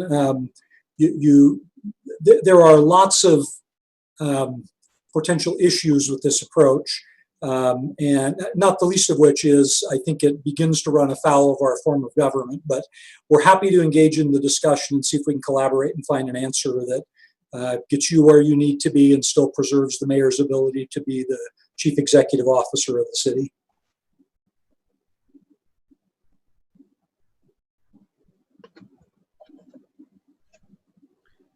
Okay, so let's see, Mr. Harding, go ahead. I was going to make probably a very poor attempt at a motion here, but I move. And I'll start this out, and then obviously we can make adjustments to it. But I move that we create a subcommittee with Dave Shipley as chair, and I'd like to be on that, and Dave Harding as a committee member. And we'll leave it open if someone else after I make the motion wants to join. But so we create a budget policy subcommittee. And with the mission statement that within the next 2 weeks, we will come back with a proposal, having engaged with the administration to update or a proposal to update the budget policies, particularly in regard to surplus money at the end of the budget year.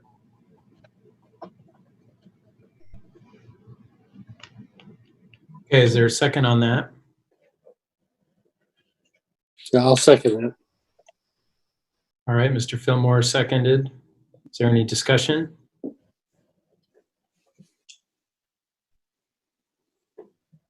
All right, seeing no discussion. Oh, Mr. Shipley.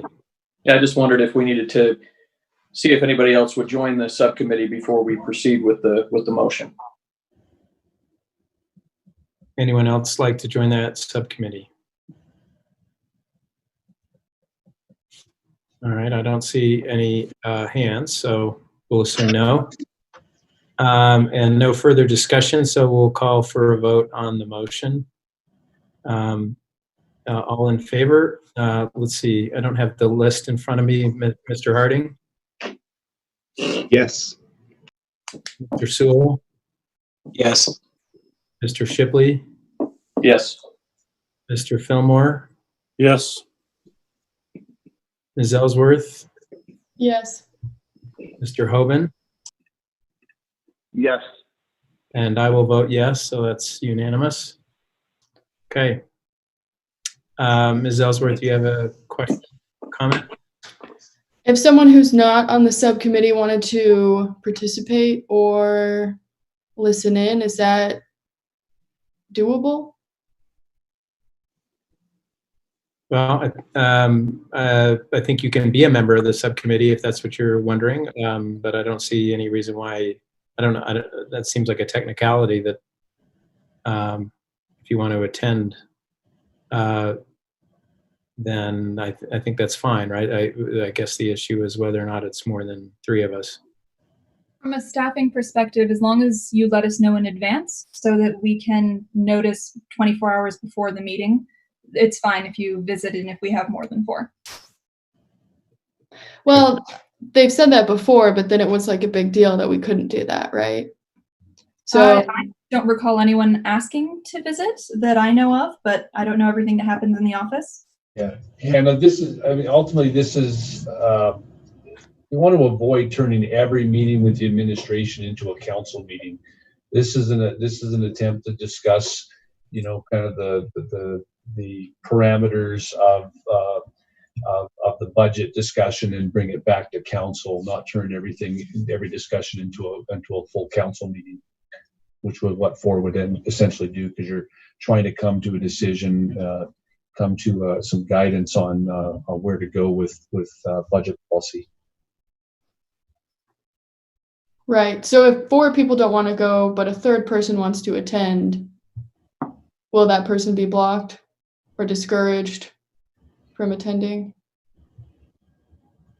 I would say yes, unless you want to turn it into a council meeting, in which case I don't know that you can have a free and frank discussion about the possibilities of where this can go. The third person will be excluded. Third person would be allowed, but a fourth person wouldn't, and that's why the suggestion is to send a committee. And so, if you want to be a member of the committee, I would just simply ask to be appointed to the committee, and be a participating member of that discussion. Is that what you're asking, Ms. Ellsworth? Well, I'm interested in the content of the committee. I don't know how much time I can invest into the committee, you know, if there's multiple meetings a week. But yeah, I don't want to be excluded either. I think the proposal was that they were going to come back within 2 weeks, so I don't imagine that they're just having a conversation with the administration. So I would just make up your own mind about whether or not you want to be on the committee. It may also be a helpful reminder. Typically, council staff have distributed committee agendas and committee notes to all council members. So the members of the committee, but also the other council members, just to keep them apprised of the activity. So that is the usual practice, regardless of the rest of this discussion. Correct. Mr. Sewell? Thank you. I just wanted to clarify, it kind of sounded like we were getting some mixed signals there. My understanding is if there's only 2 members on the committee, that a third council member is welcome to drop in or participate when they have time, and the only issue is when it goes over 3 council members. Am I stating that accurately? That is correct, although I think even with only 2, we have the problem for staff is we need to know if there's going to be 4. So I think in the past we have asked that if any council member who's not formally on the committee wants to attend, that they notify staff at least 48 hours in advance, so that if there happens to be 2 that say that same thing without, you know, communicating with each other, then staff would know whether they needed to make other arrangements or not. That makes sense. Thank you. That's helpful. I'll abstain from formally serving on that subcommittee. All right, thank you. Okay, so are we ready to move on, Mr. Strachan? We are. Hannah will now give us a presentation, a summary of the Stormwater Special Service District budget. And then when she's done, John Magnus will talk about the RDA budget. And if they take 10 minutes or less each, we'll be back on time. I anticipate that I can do this in hopefully less than 10 minutes. It's fairly straightforward. Moving ahead. So the Stormwater Service District, just a brief overview of the responsibilities so you have some context for the budget and their duties. They protect property from flooding, prevent public street systems from being encumbered with flood runoff. They service all the building, operating, maintaining, and storm drainage systems, make sure that the city's complying with federal stormwater regulations, and make sure that irrigation water is delivered in the central southwest areas of Provo. A few highlights from the budget before we get to the numbers. The stormwater completed the construction of Provo's first regional detention ponds, which is great. They also partnered with an outside group to better track how we're permitting and inspecting stormwater. They also completed 35.2 miles of maintenance and hope to complete 53 miles next year. So they have been very active in the last fiscal year.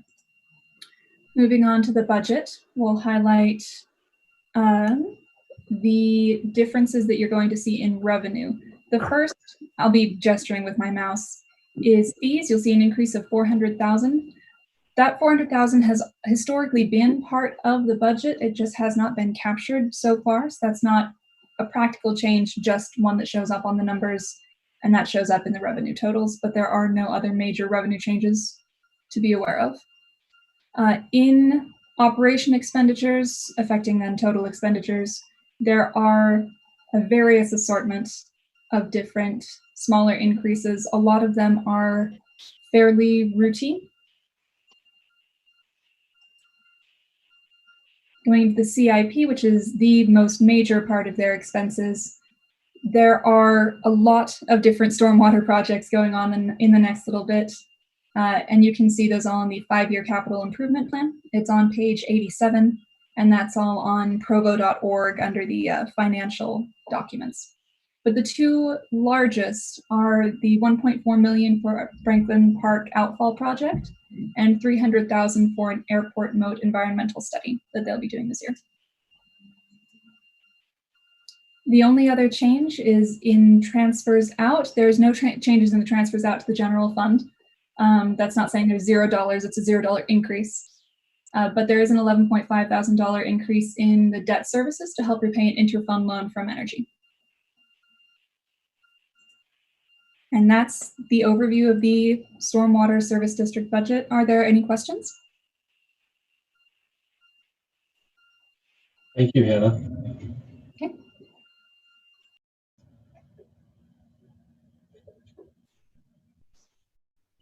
John?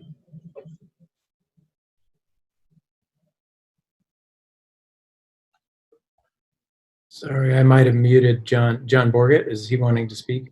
No, John Magnus. Step away just for 1 minute. What was the question for me?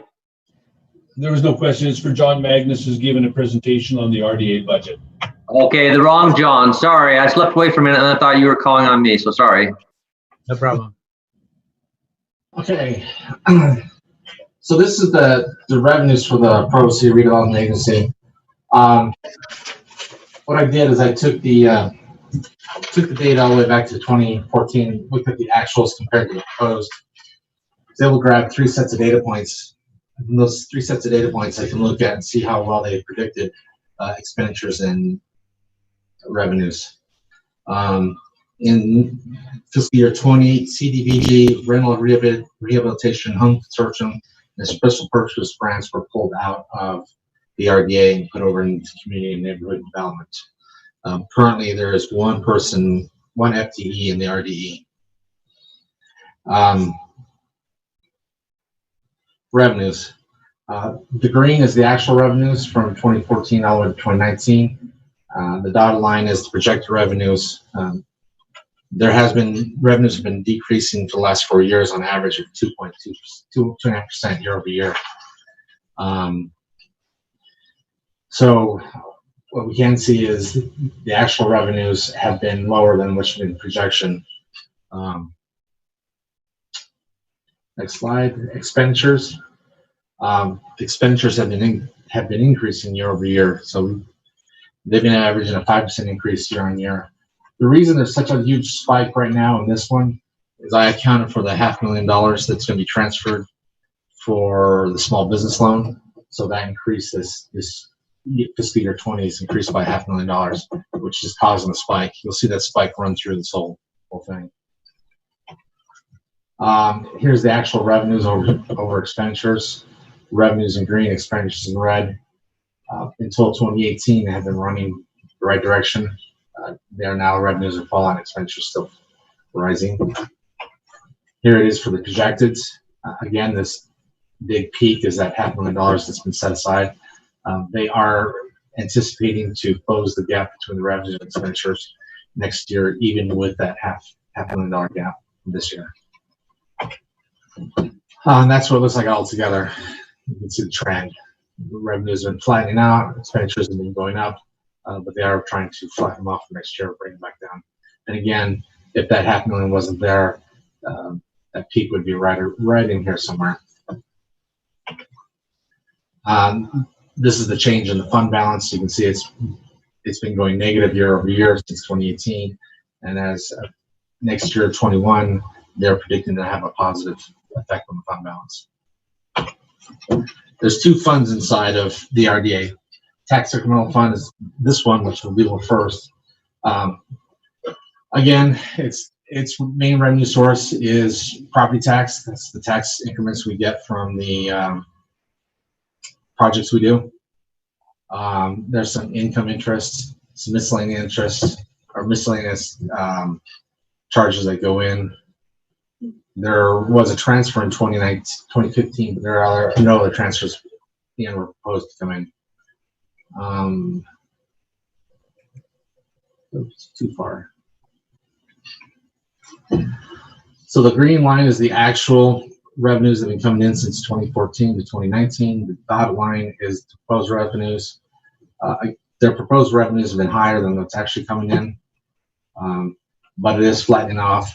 If we were to actually log this curve, we'd see this is actually bending the other way right now.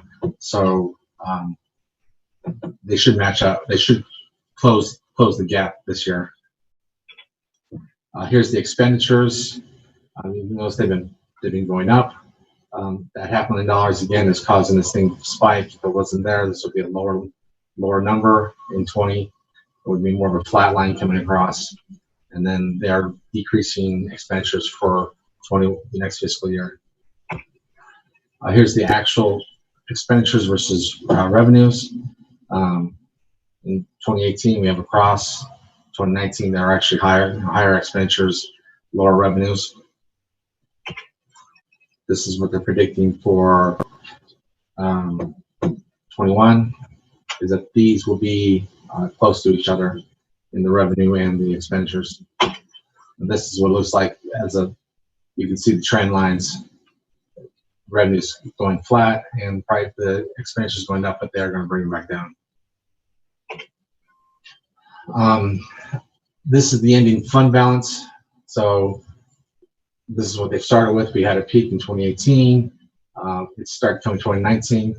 The proposed fund balance has been lower than the actual fund balance. So for the 3 years that we have data points, we can see that their projections have been off, which on this side is actually pretty good, because that means that the fund balance is doing better than they had proposed at the end of the year. New Development Fund. This fund takes care of the excess property that the RDA owns. Their income from it's mostly from leasing property. Their expenses is mostly maintaining property and getting it ready to be disposed of or redeveloped. Sometimes there's a cost. There was a one-time cost in 1 year that causes a spike that you'll see through the data. So here's that spike we're talking about. During this year, there was a sale of property, the old R.C. Willey property, but its revenue has been declining. This is a sinking fund because it doesn't have a lot of property left, and when the property's gone, there will be no more income unless they keep buying more property. Here's the expenditures. Expenditures have been flat except 2018. This will help remediate the R.C. Willey property. They had to pay for the remediation of the property to get it ready to redevelop. Here's the actual expenditures and revenues. For the most part, the revenues have always been higher than the expenditures, except for 2018. We see that blip because of that cost they had to remediate the property. And then in 2019, it crossed back the right way. Still, proposed revenues are still higher, except for moving forward from 20 to 21. That has to do with the fact that the revenue side was not calculated right.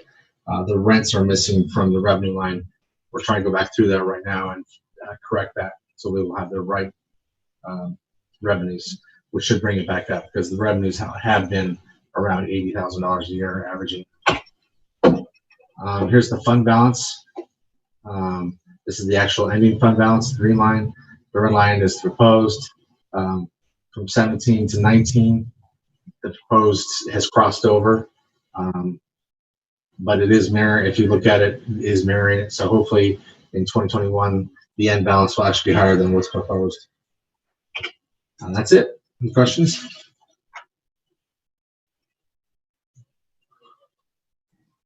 Any questions for Mr. Magnus?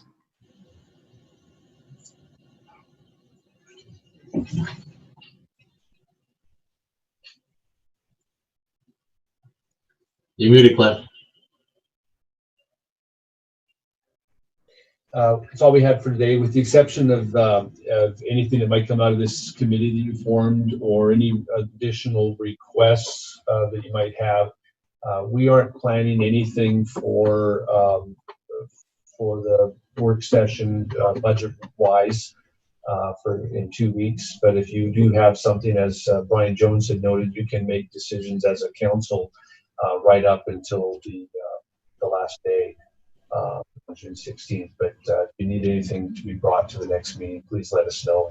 We'll make that happen. All right. Well, thank you very much, Mr. Strachan, and all those who presented. This has been very helpful. It looks like we're just a few minutes ahead of schedule, but we are scheduled to take a break not until 2:25. So what I would recommend is that we reconvene at 2:25. Does that sound acceptable to everybody? And anybody object to a little longer break? Okay, we'll take a break until 2:25. We'll see you then.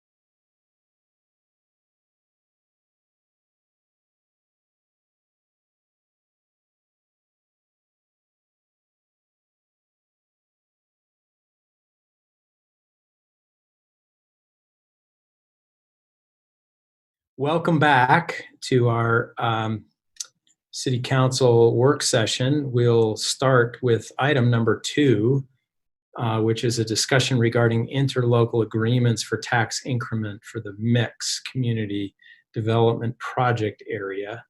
And this will be for 20 minutes, and Mr. David Walter, our Redevelopment Agency Division Director, will be our presenter. Go ahead, Mr. Walter.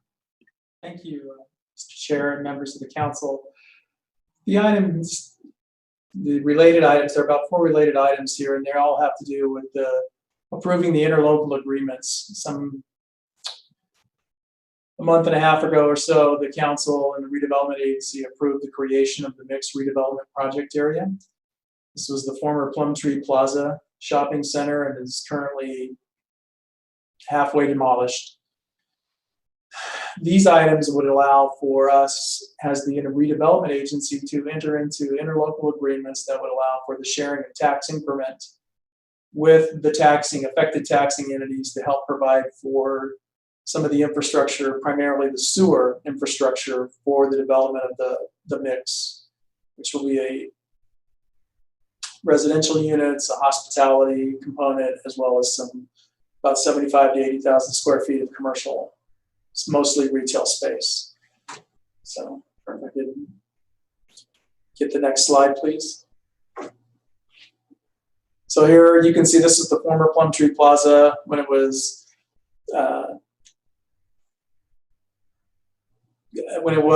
going concern. You can see the Shopco and the large building in the center there, the Shopco. There are several outpads. There was a former grocery store off to my right, just over here on this part of the screen. Next slide, please.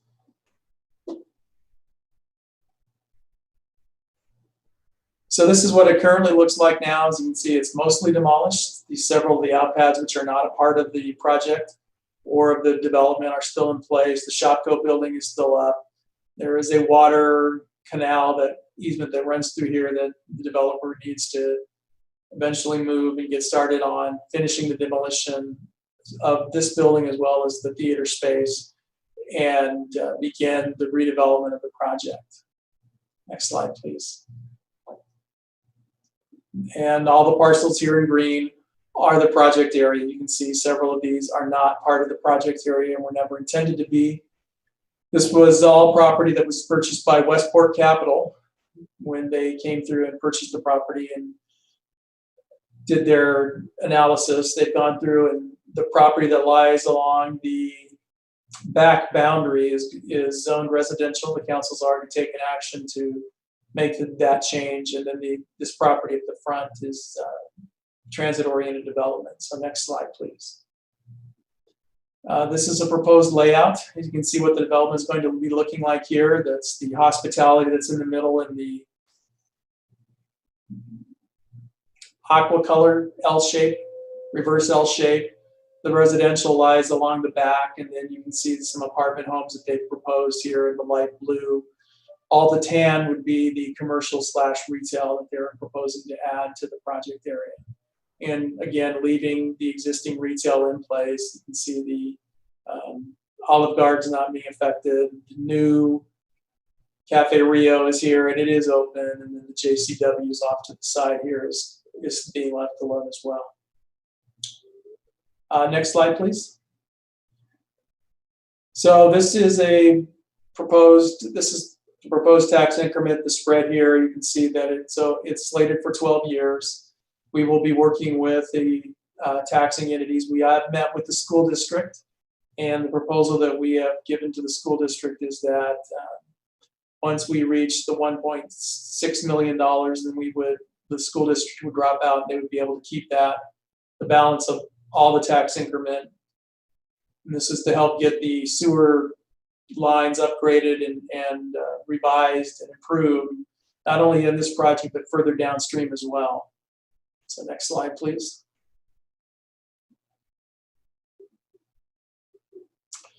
So they do need to put in an 18-inch sewer line, 2,300 feet, lineal feet. of that sewer line on 600 West between 500 North and 980 North in order to make this project feasible, as well as provide additional capacity within the sewer system for other developments further on down the line. The items before you today would be interlocal agreements that the agency would have to approve on behalf of the agreement with the city, the school district, the county, and the waterworks district. And then the city would have to approve its own interlocal that they were entering into the agreement with the agency. This is one of those instances where you would have to wear both hats as the city council and the redevelopment agency in order to make these items happen. So that is pretty much the presentation. I'm available for any questions. Thank you, Ms. Ellsworth. Yeah, can you go back a couple slides to the site plan? I missed one of the descriptions. Yeah, there's an, tell me what the stuff on the north side is, kind of the white. If you're referring to, okay, then that would be the multifamily. Okay. So he's got, they proposed some regular apartments as well as some smaller multifamily. Okay. So some apartments and some multifamily? Kind of more of a brownstone look. I think they right now are evaluating the possible for sale product, which would be one of the townhomes that would be in that part of the area, that part of the product. Gotcha. And then the brown units are commercial? Yes. Okay. They have roughly 80,000 square feet of commercial. They say they do have some letters of intent with the commercial users, end users. And so they're still working on getting all of that squared away. Okay. And this relates to other conversations that some of us have had about the gateways to our community. Correct. That's the council priority. And this one isn't as bad as some of our other ones, but hopefully we can work with the developer to make sure it's green and clean. Yeah, so right now this probably sits in, I think Dixon's referred to it as the worst possible of all scenarios, and then it's halfway demolished. You know, you still have the Shopko there. It's still kind of, I think there might even be some rubble on off to the by the JCW. It just doesn't look nice. And you know, the center across the street, the Parkway Plaza, they're getting ready to do some upkeep on that, redo the parking lot on that center, make some improvements there. It'd be nice to get this one undergoing as well, and that way we can start focusing on, you know, the University Avenue, South University Avenue exit, State Street, and South Center Street, or what? I'm sorry, more West Center Street. Thank you. Mm-hmm. Mr. Shipley. Yeah, thank you. Just wanted to verify that the increment, the revenue from this is only for the sewer line, that it can't be used for any other purposes on the property? Right. Well, we do keep a portion of it for administrative purposes.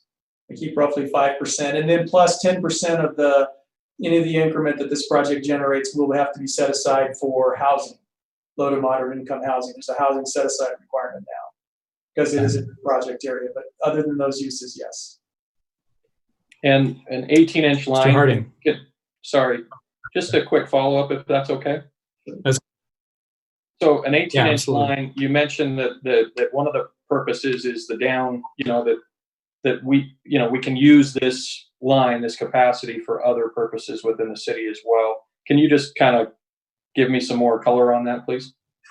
Sure. So when this project was first proposed, I don't think that we fully understood the extent of the state of the sewer infrastructure. And so subsequent to this project coming on board the first time, there was an inflow and infiltration study that the Public Works Department performed, and it turned out that there were segments of this line that, you know, needed to be either replaced or substantially upgraded, so that they have to install a sleeve, There is an option if the city continues to do its analysis and makes a determination that they need to go to a 21-inch line, that the city would cover the difference between the 18 and the 21. But the 18-inch gives them the capacity to develop the site as well as provide some additional sewer capacity for downstream developments.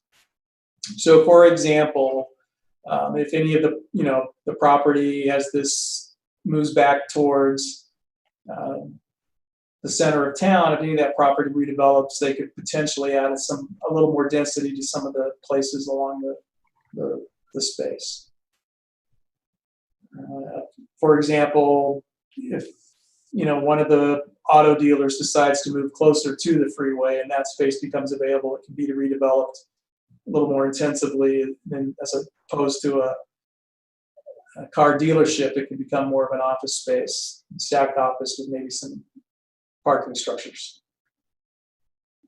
And there would be some capacity in this line for that. It's my understanding.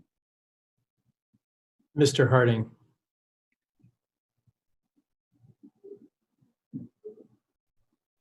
Mr. Harding.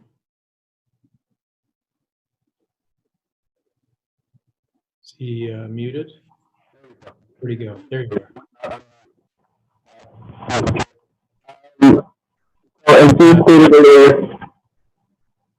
Mr. Harding, we have your audio is not working. How is that? That's better. Okay, I apologize. One day I'll figure this out. All right, so as you stated earlier, this is kind of the worst possible situation. It's half demolished.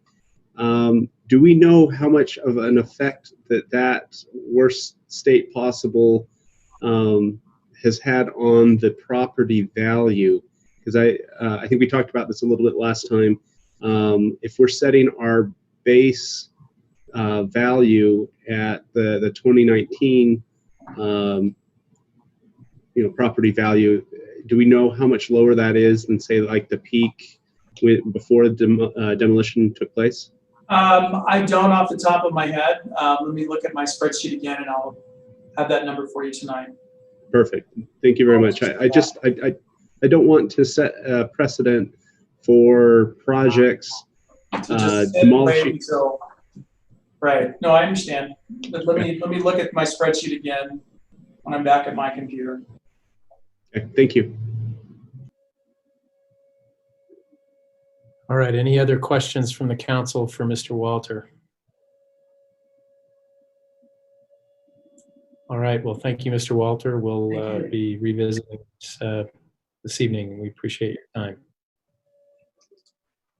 All right. We'll move on to our next item, which is number 3 on our agenda, a discussion regarding the creation of a public infrastructure district for the medical school and associated housing, presented by Dixon Holmes, Assistant Chief Administrative Officer, and Greg Stewart, developer. Go ahead, Mr. Holmes. Hello, Council. Let's make sure. Okay, here we go. Let me just. Okay, my video, we had to switch cameras and it's not high quality, so let's just look at my name rather than my face in low quality. We also have a number of other participants online, the applicant, Greg Stewart, and also some of their legal team either are or will be joining.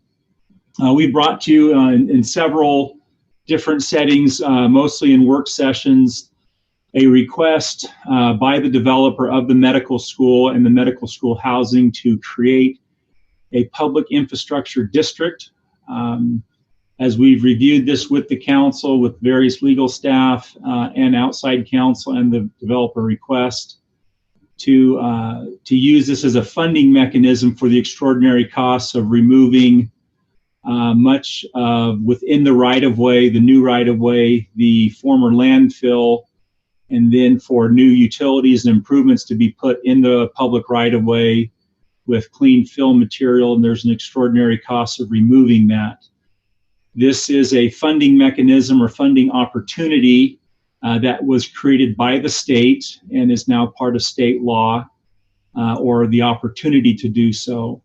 It does require Provo City to create this public infrastructure district. It's essentially creating a separate taxing entity that applies only to the property or the legal descriptions included, which are the medical school housing and the medical school campus. There is a small portion of the detention basin that was contemplated in the previous sales or real estate purchase agreement. If certain criteria were met, it would be made available. It's about 1.5 or 1.6 acres. There's a process of which the Corps would relinquish or allow for the Army Corps of Engineers to allow development on that parcel, which would then be folded into this PID. We anticipate that that would take place at a future date, but go through the process now to include that 1.5 or 1.6 acres in the overall area of where the medical school housing and where the medical school will be built. We've also provided to the council, Attorney Brian Jones, a draft copy of a resolution that would then accompany, if the council was so inclined, to approve this PID to be placed on the property.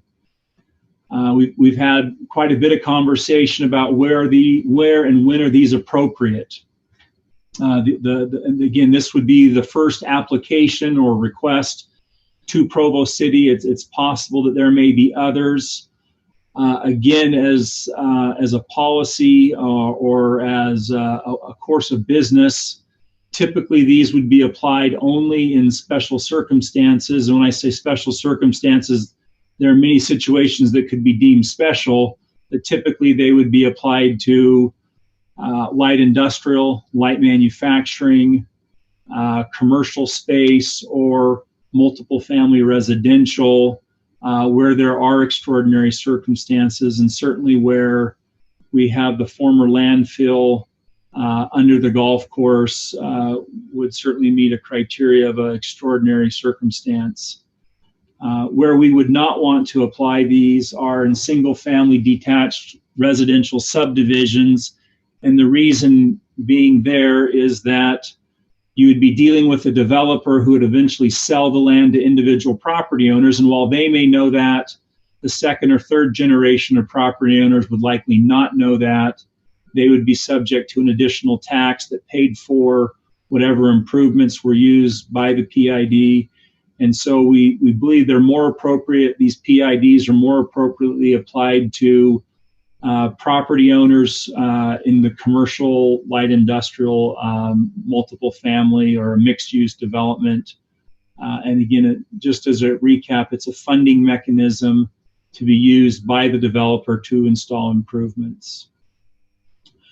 We've had quite a bit of discussion also, and Brian, if you're assuming you're on the call and can jump in at some point, of how we would go about receiving these by application, whether we need to formally adopt an ordinance handling PIDs, whether it's an administrative directive or just handling them as they come in. I don't know, Brian, if you want to jump in at that point, maybe to lead that portion of the discussion with the council and see if we can answer any questions there. Sure. We had, I think, presented on this in a previous workshop session as well, that the feeling was that there wasn't any need for a policy. The state authorizes the use of this tool and lays out all of the requirements for using this tool in the same way that of several other tools that we use, but we don't have separate policies for. As we talked about it, there was some discussion about, well, is there some kind of policy about the process or something that needs to be in place in case someone raises a claim that they were treated unfairly, but the state statute grants the city complete discretion and immunity from deciding not to grant someone a PID. There was some discussion about is there some policy that needs to be created to govern the process. And after the legal team discussed that a little bit, there was some concern that creating a policy just creates an extra handle for someone to make a claim that not only did you not follow the statute, but you also didn't follow your own policy. So we didn't feel like that was necessary or prudent. The only thing that kind of left us with was, does the council want to adopt some kind of policy that sends a signal to potential applicants about, you know, we're going to look at these kind of criteria, and if you have something that meets this, we'll likely look favorably on your application, and if it doesn't look like this, we likely won't look favorably on it. I don't think we really have any idea at this point about how many applications we're likely to get, and whether creating that kind of policy is necessary or adds value to the process. If we're only getting 1 or 2 applications in a long period of time, then maybe creating the policy takes more time than actually just processing the applications, and vice versa. I think those of us who were in the team that discussed this felt like probably the most prudent course of action would be to go ahead and process this application, because no policy is needed in order to do so.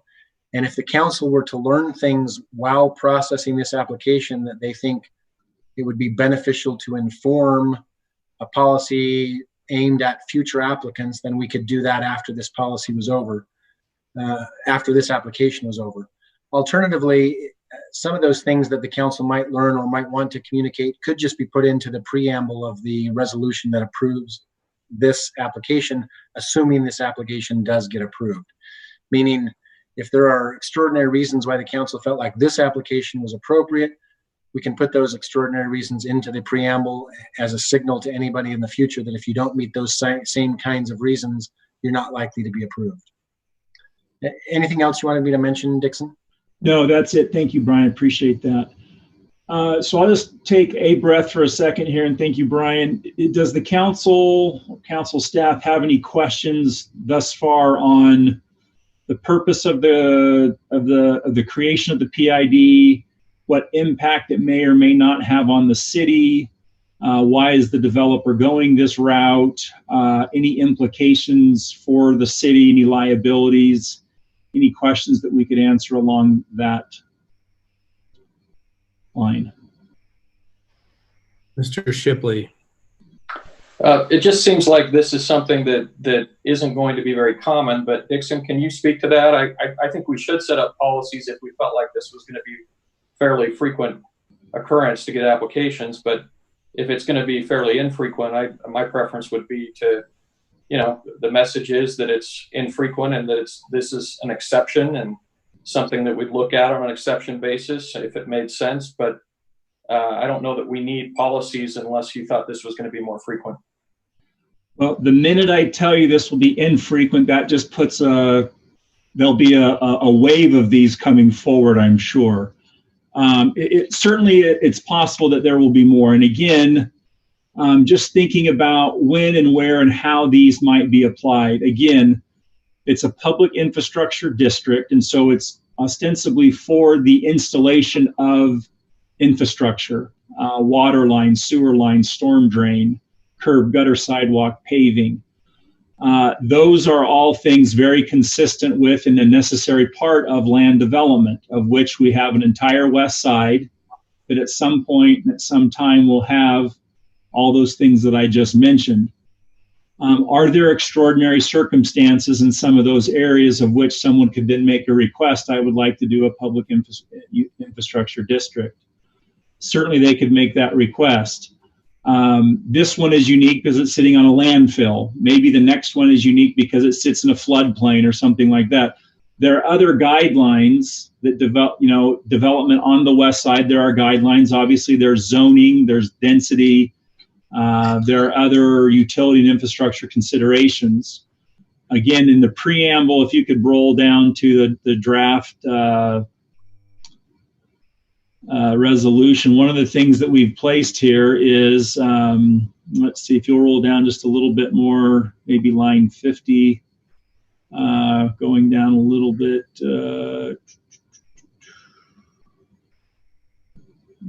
maybe a little higher. We placed in this one, though, that, and to Brian's point, 39, this is request is not for single family detached housing subdivisions for which future prospective property owners are not known and not present to give consent to applying a PID and the additional tax burden.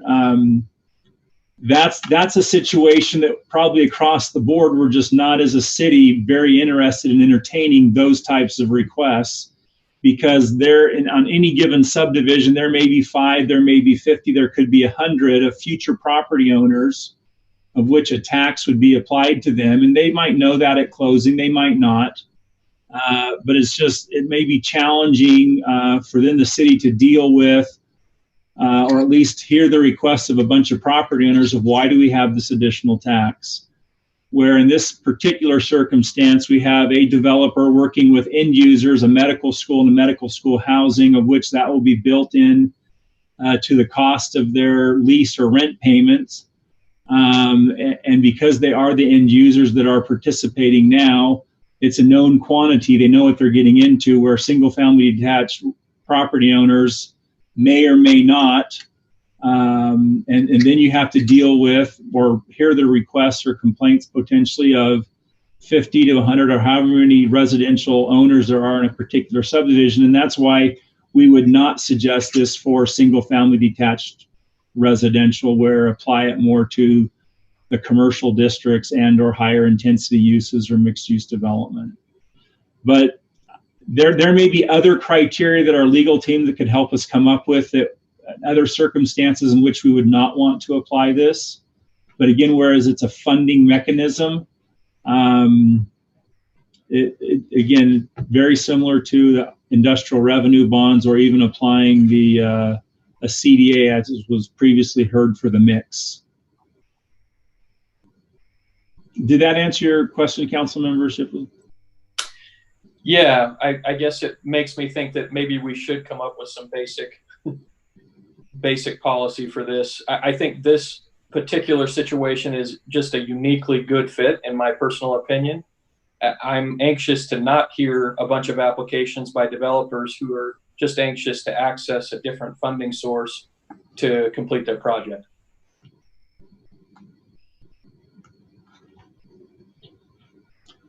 Any other requests or questions that we could answer for the council?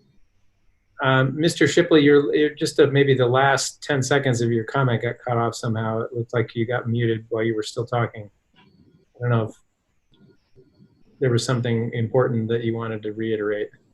Just that, I don't know where I got cut off. So just that I do think that this is a uniquely good fit for a PID that we're reviewing, but I'm anxious not to have developers, applying all the time for projects just to access a different funding source, was all I was trying to say.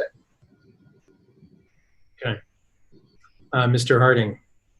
I wanted to second what Mr. Shipley said. I think in generally, I'm kind of biased towards doing a policy.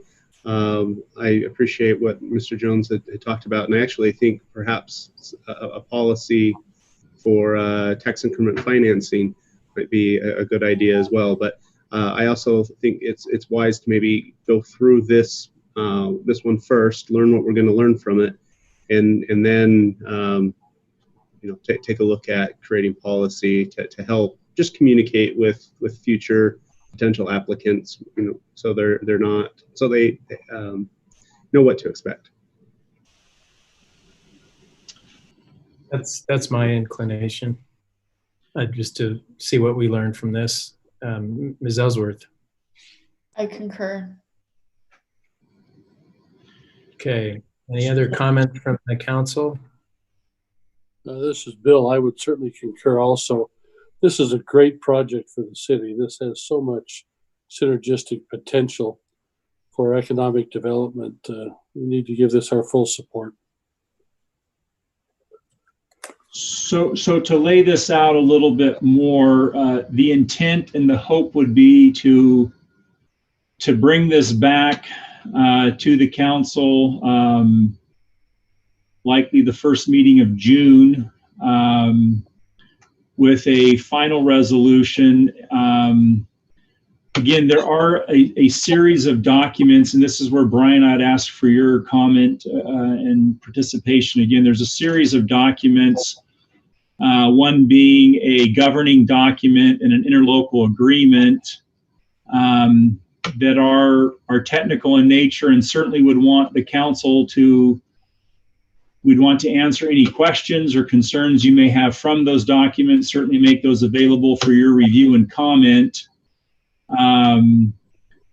But would generally be handled at the staff level with assurance from both the administrative staff and legal counsel to the city and to the council that these documents meet the criteria. And we'd anticipate bringing those to the council for their approval and certainly your review in advance, but didn't know how deep into the weeds you want to get with these documents. And Brian, any comment or suggestion on that?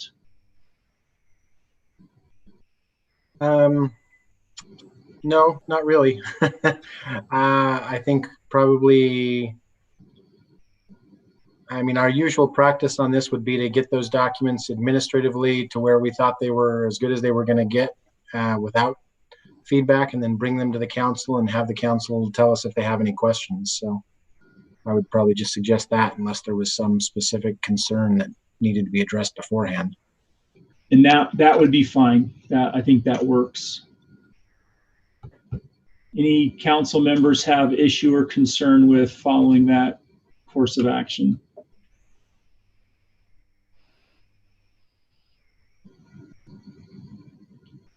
Okay, well, unless there was a technical glitch there and one of you couldn't say something, well, that's the course of action that we'll go ahead and take. Okay. Any other comments or questions for Mr. Holmes? All right, thank you very much. Can I, this is Greg Stewart. Can I just say something? I'm the developer and the applicant here. I just really appreciate the city and the council considering this for us. I appreciate what Mr. Shipley said, that this is a uniquely good fit. That project is going to be a great project for the city of Provo. We have encountered significant difficulties with that site, as you can imagine. And this PID seems to be the perfect solution for us to finance that infrastructure on a long-term basis and make the project continue to be viable and affordable for us. So we appreciate the council and all the effort that you put into this and that Dixon's put into this to perhaps hopefully make this a reality. So thank you. Thank you, Mr. Stewart. Yeah, thank you for joining us. All right, we'll move on then to, sorry, I temporarily lost our agenda. Okay, here it is. We'll move on to item number 4, which is pertains to the Redevelopment Agency. This is a discussion regarding the creation of a small business loan program in response to COVID-19.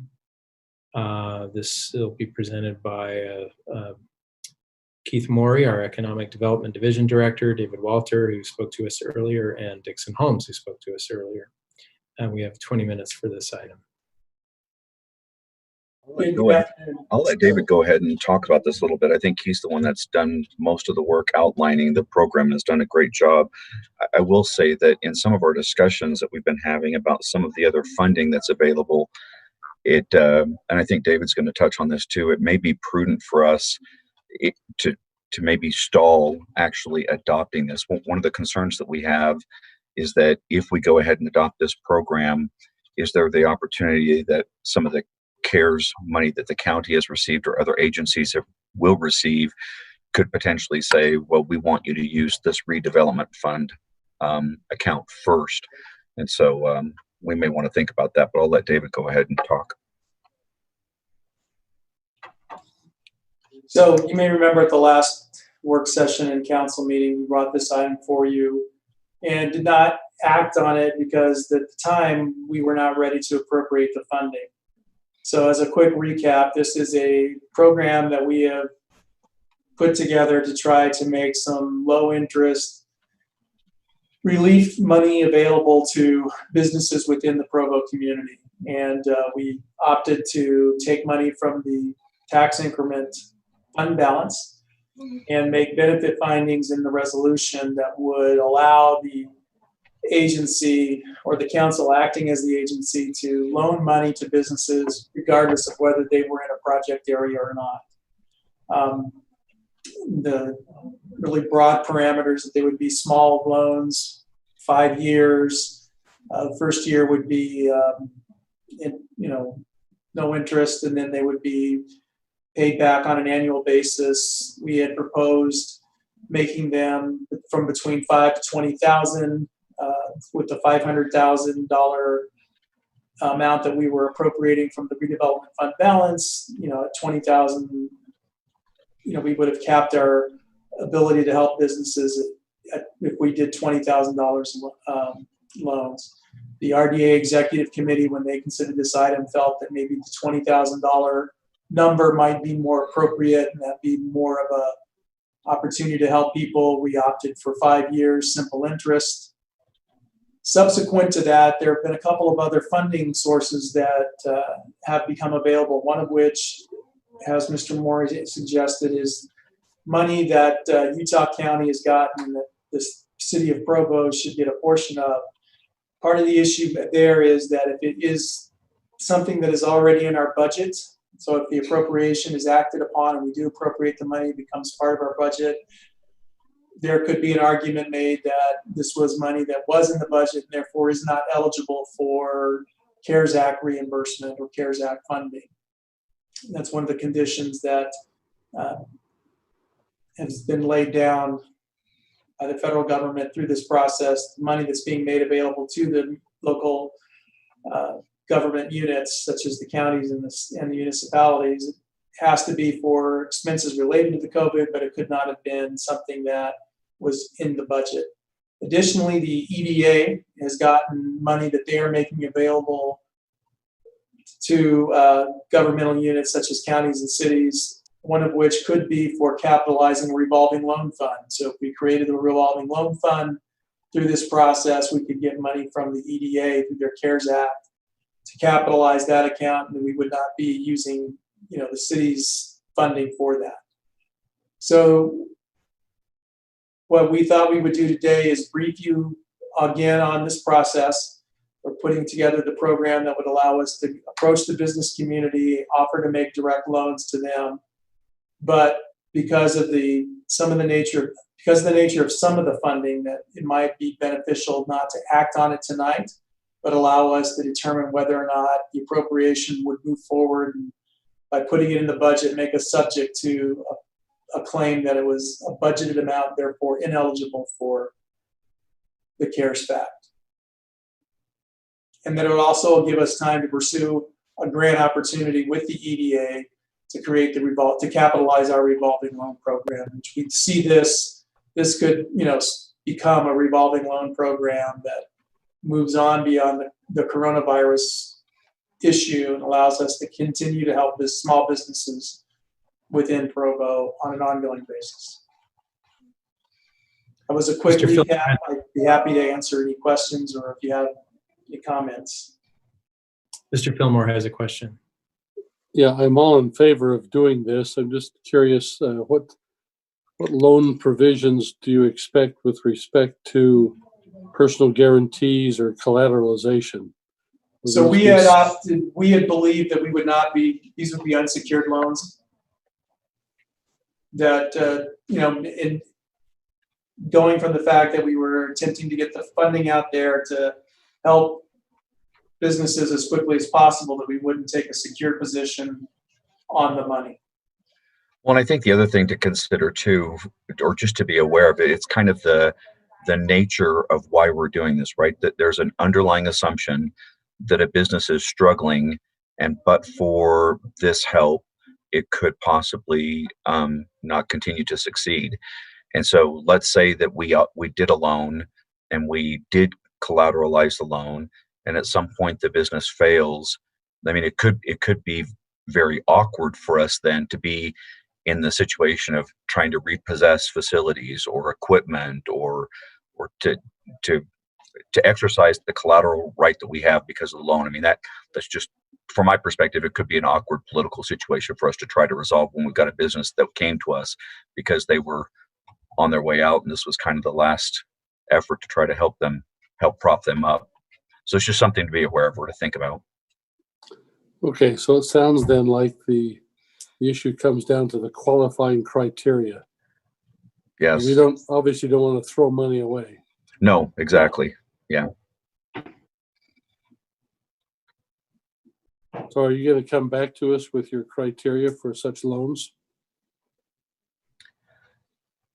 David, you have some of those outlined already. I don't know if you want to just highlight those for them so they kind of know what you were thinking. Sure. So in broad strokes, let me hold on a second here. We had looked at that. It was an opportunity for us to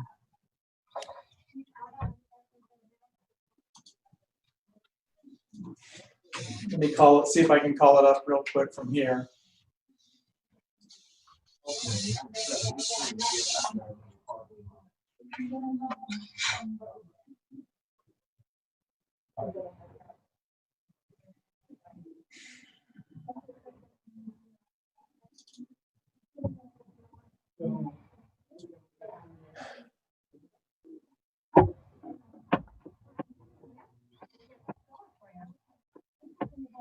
Oh, no, that one doesn't.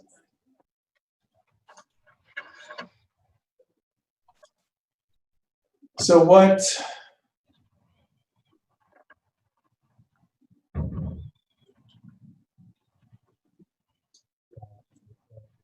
I don't know if I can share my screen from here. Anyway, we had looked at it. They had to be owned by a Utah resident, have full-time employees, be located within the boundaries of Provo City, have been operating as a Provo business for at least 6 months prior to COVID-19. And the date that I picked for that was, from March 14th, which was the date that that had been declared by the governor. They have to have a. David, Walter, you should be able to share your screen now. We just had to make you a co-host, so you can try that again. Okay, thank you. All right.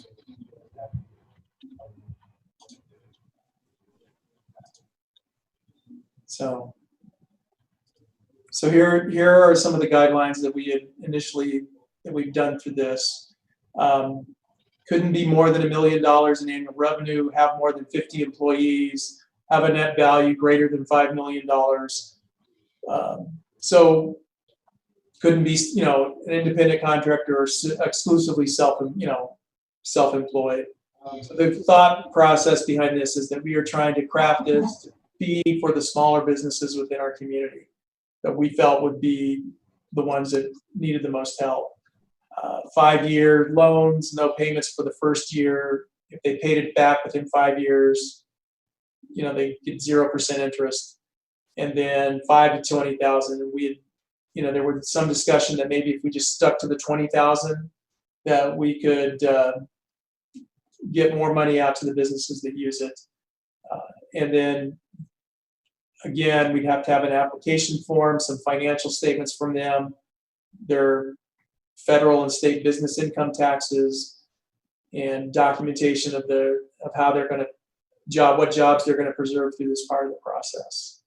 But because of our desire to get the money out in the funding time, we had anticipated that these were going to be unsecured loans. We had also discussed the possibility of working with the banking community and seeing if we could lean on them for some assistance as they go through this. If someone that came to the banking community for one of the PPP loans but needed a little additional funding, that perhaps we could go ahead and step in with our program here to provide that additional funding. Ellsworth has a question. Yeah, my preference, would be to change some of the terms that would make a business eligible. Okay. And I think we talked about some of these in our RDA meeting, but I would like to help businesses that have been in business and that could weather this with our help. I'm leery of helping businesses that won't weather this even with our help, and we can't see the future. But I think I'd prefer to have businesses that have been in business for 12 months at minimum. That way they've at least proven their business plan for 12 months instead of 6 months. And then as you mentioned, Mr. Walters, I prefer that we err on the side of granting or loaning, it's a loan, loaning on the higher end so that we can help businesses get a stronger ROI. I'm not sure if we give them a few $1,000 that it'll really move the needle for them. So those are my preferences. Mr. Fillmore. Listen, I want to thank Keith and David for their efforts in this. I think this is really worthwhile, not just as a substantive matter, but as a message from our city leadership. My only concern is that inevitably, because this comes close to almost being free money, if it's a signature loan and the interest is low and could be waived, you're going to have more applications than you have funds. And so I just want to have some criteria where, as Shannon indicated, this money goes where it can do the most good. There's no sense throwing money at a company that meets these bare criteria, but is really on the ropes and is just trying to hang on for a few more months. We've got to see if we can't focus on companies that do have some long-term viability that really need the help. And I'm not sure what criteria you would craft to that end, but I just want to be a little more surgical maybe in how we allocate these funds.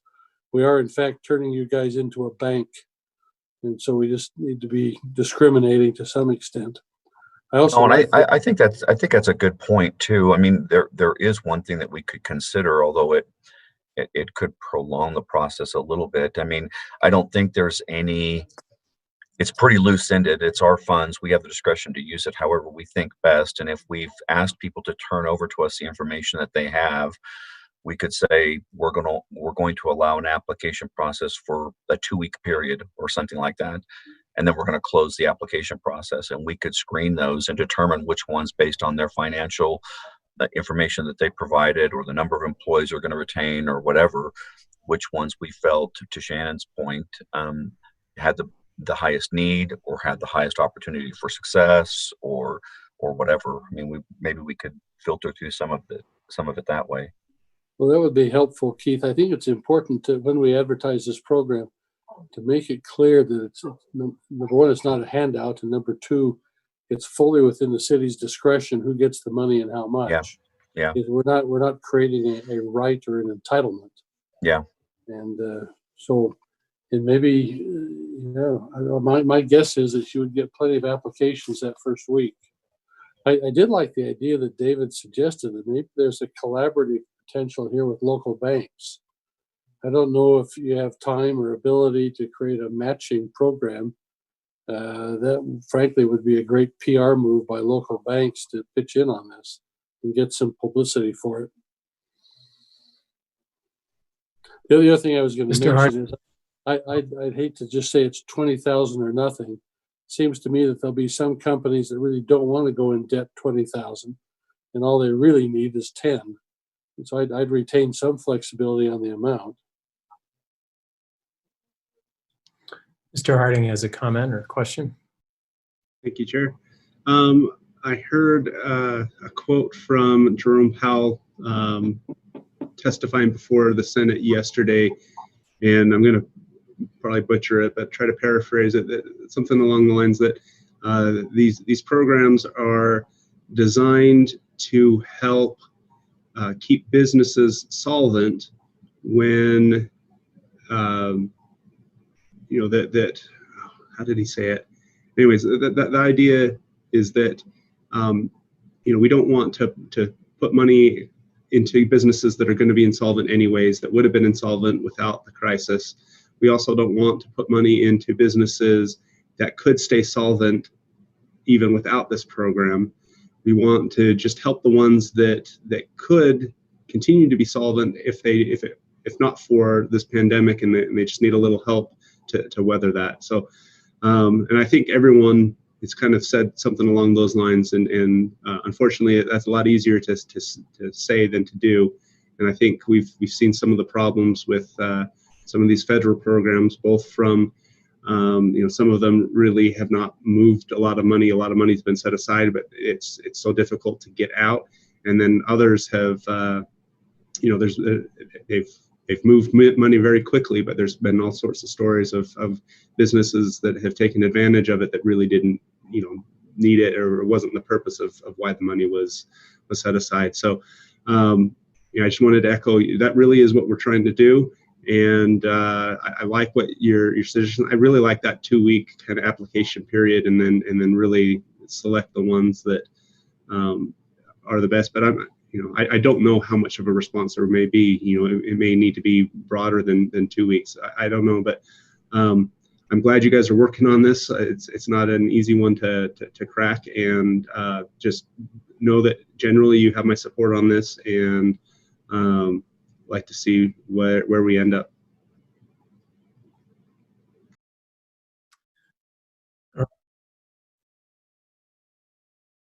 This is the second time now that we've had this discussion, and I hope you feel like you have enough information from us to continue to move forward.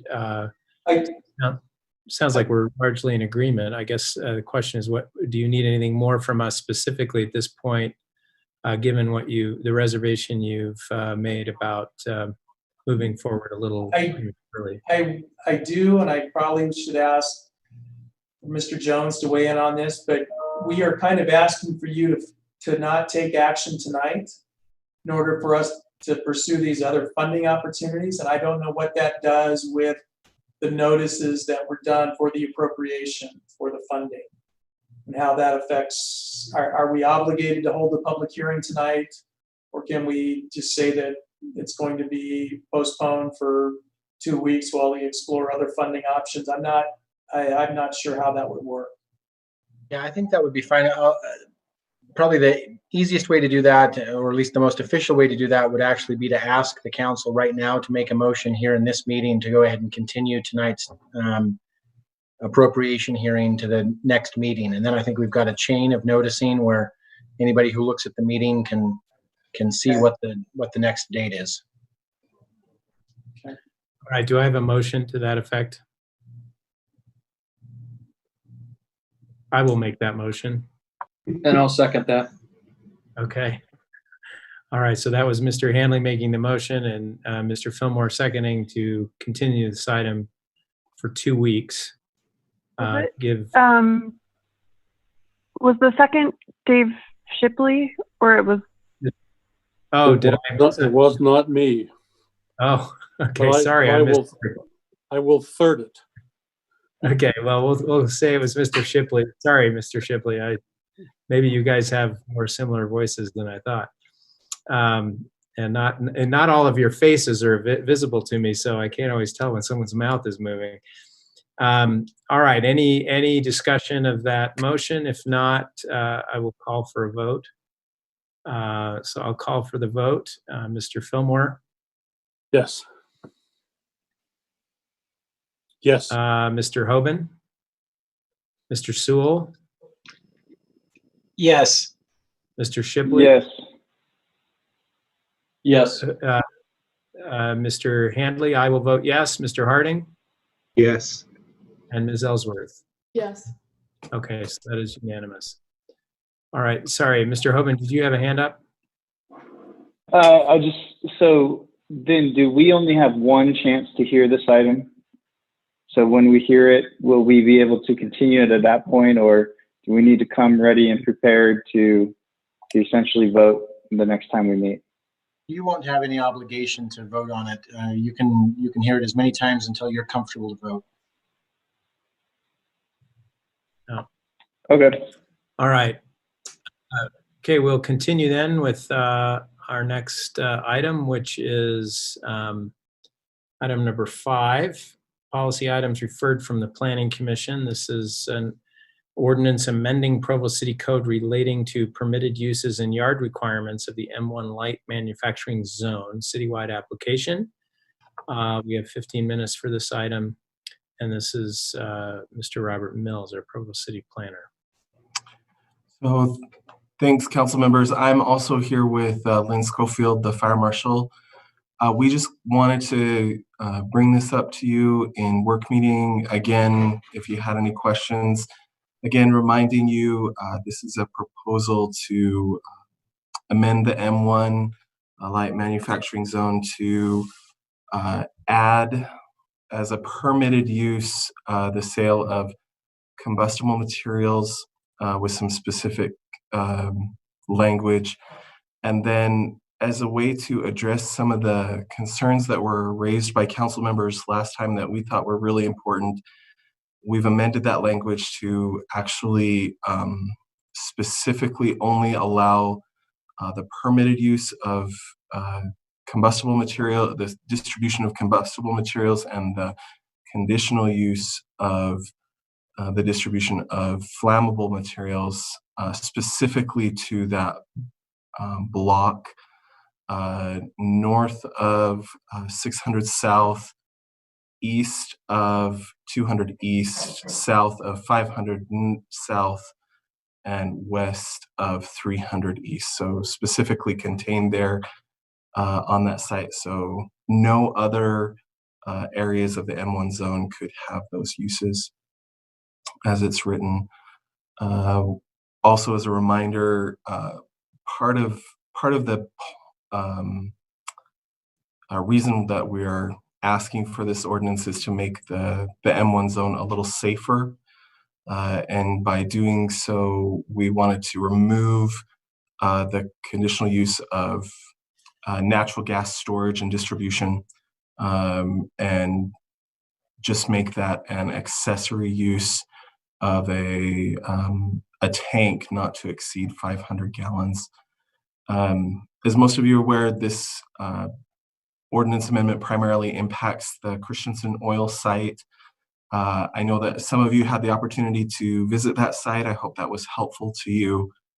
In light of that, I know that earlier today, and in light of some of the concerns that have been raised over the past couple of weeks, an attorney from Christensen Oil sent the council members a memorandum of understanding, hoping that that would help alleviate some of those concerns, or at least start a conversation that would help the council members to feel a little bit more comfortable with their operations, their future plans and expansion possibilities, all of that. So that's basically all that I have. I don't know.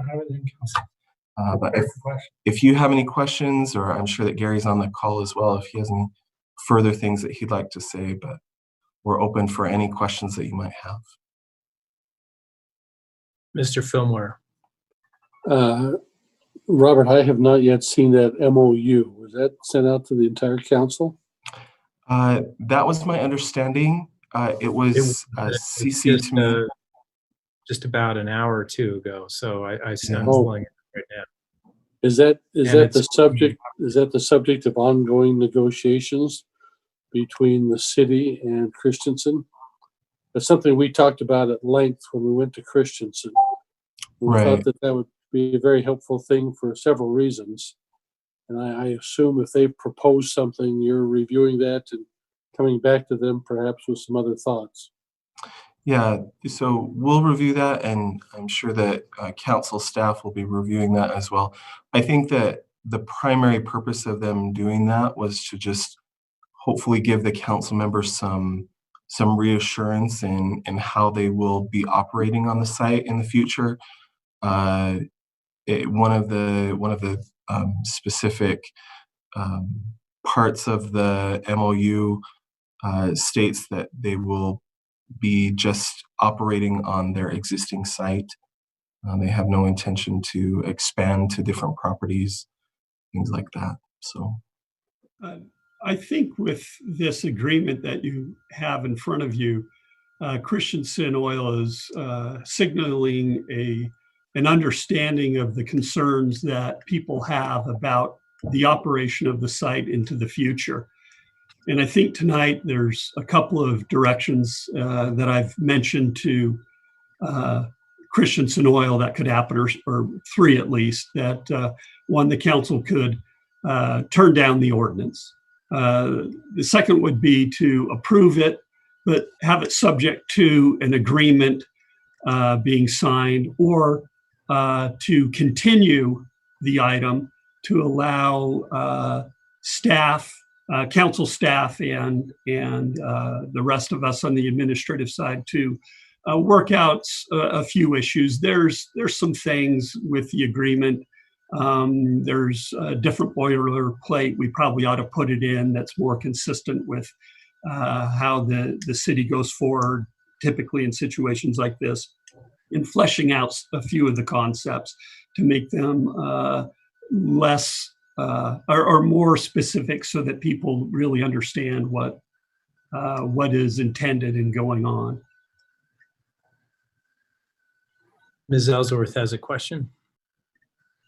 Yeah, my question to staff is, what are the pros and cons of making a zone change specific to one parcel or a few parcels in the same area? Are we kind of spot zoning here? Is it kind of like a pro zone where it's a very special zone? What's the pros and cons? Well, I think the pros of what we're doing is we have a situation that's acknowledging with the combustible materials, this bulk oil, that if we were starting fresh and doing an M1 zone, where we have M1 zones currently in our city next to residential areas, we wouldn't want that to happen as new uses would come in. But doing it this way also acknowledges what we have on the ground, that there is a bulk oil facility next to residential oil. And by making it a permitted use, it allows the business owner to make improvements to the property that make it better without this. Is it a non-conforming right, and is it expanding, and all of that? It eases that situation. And then by having an agreement, it makes it more predictable for everybody about what is intended and what really can happen there, and can alleviate fights over whether some of the uses that are in the M1 zone, like the natural gas storage and distribution, that those really wouldn't be an issue, or someone would have a claim to a non-conforming right to those things. So based on those factors and the unique circumstances around it, I'm confident that it wouldn't be spot zoning, because there's a rational basis upon which the council can make these fine determinations, and that we could proceed in this way. Gary, do you also intend to change M1, as we discussed, to eliminate natural gas? Yes, I think we need to do that citywide, regardless. This is a little bit more difficult text amendment, in that we have more than just one M1 zone. And so we have things in there like the natural gas that I was talking about, that is in all of those zones, that should be taken out. Nobody's in there doing that yet, and we don't want them to do it, because those M1 zones tend to be too near residential neighborhoods. So we want that out. Then also, we don't want the bulk oil storage in those areas, except we do have one area in the city, the Christensen oil site, in which it's already operating. And so by doing what we're doing, I think we're giving the property owner, the business owner on the Christensen oil site a little more predictability, and we're protecting in general the residents of Provo City. And by Christensen Oil's proffered memorandum of understanding, trying to put people's minds at ease of what type of expansion could happen there, what the plans are, that they would be willing to sign an agreement and be bound by that, are all in good things that would further the health, safety, and welfare of the public. Okay. So are you going to move quickly on the elimination of the natural gas? Well, that's in the ordinance now. And so we have that in the current ordinance before you tonight. We have that drafted that would be taken out. That use would be taken out of the M1 zone. Oh, good. Good. Thank you. Mr. Hoban. Maybe this question is more for Brian. I did read through the memorandum. How enforceable is a memorandum? I'm assuming not. Especially, there is only, I think, one part of the memorandum that is kind of quantifiable, and that is that the tanks won't go above a certain height. But everything else is a little bit vague. Now, I still appreciate Christensen Oil putting together the memorandum. I want to acknowledge that for sure. And they do seem to have been amenable to a lot of some of the things that we've been discussing and requesting. But let's say we thought that memorandum was enough to make people feel comfortable. Is it enforceable in any way? And I guess my answer to that is, Mr. Hoban, is I have no idea because I haven't seen it yet either. I guess what I would probably say to you is we would not bring it back to you and recommend that you adopt it unless we do feel like we've made it so that it is enforceable. So that would be something. Got it. Thank you. That'd be something that Gary and I would work on. Yeah, could I address that also? And Brian hasn't seen it, and I realize that. And Brian, I forwarded it to you not too long ago. I saw it just recently myself. Having had a little more benefit than Brian and actually have read through it quickly, I would not recommend that the council sign this agreement in this exact form. There's a few things that need to be tweaked on it. There's a few things I think need to be explained a little better and made clearer.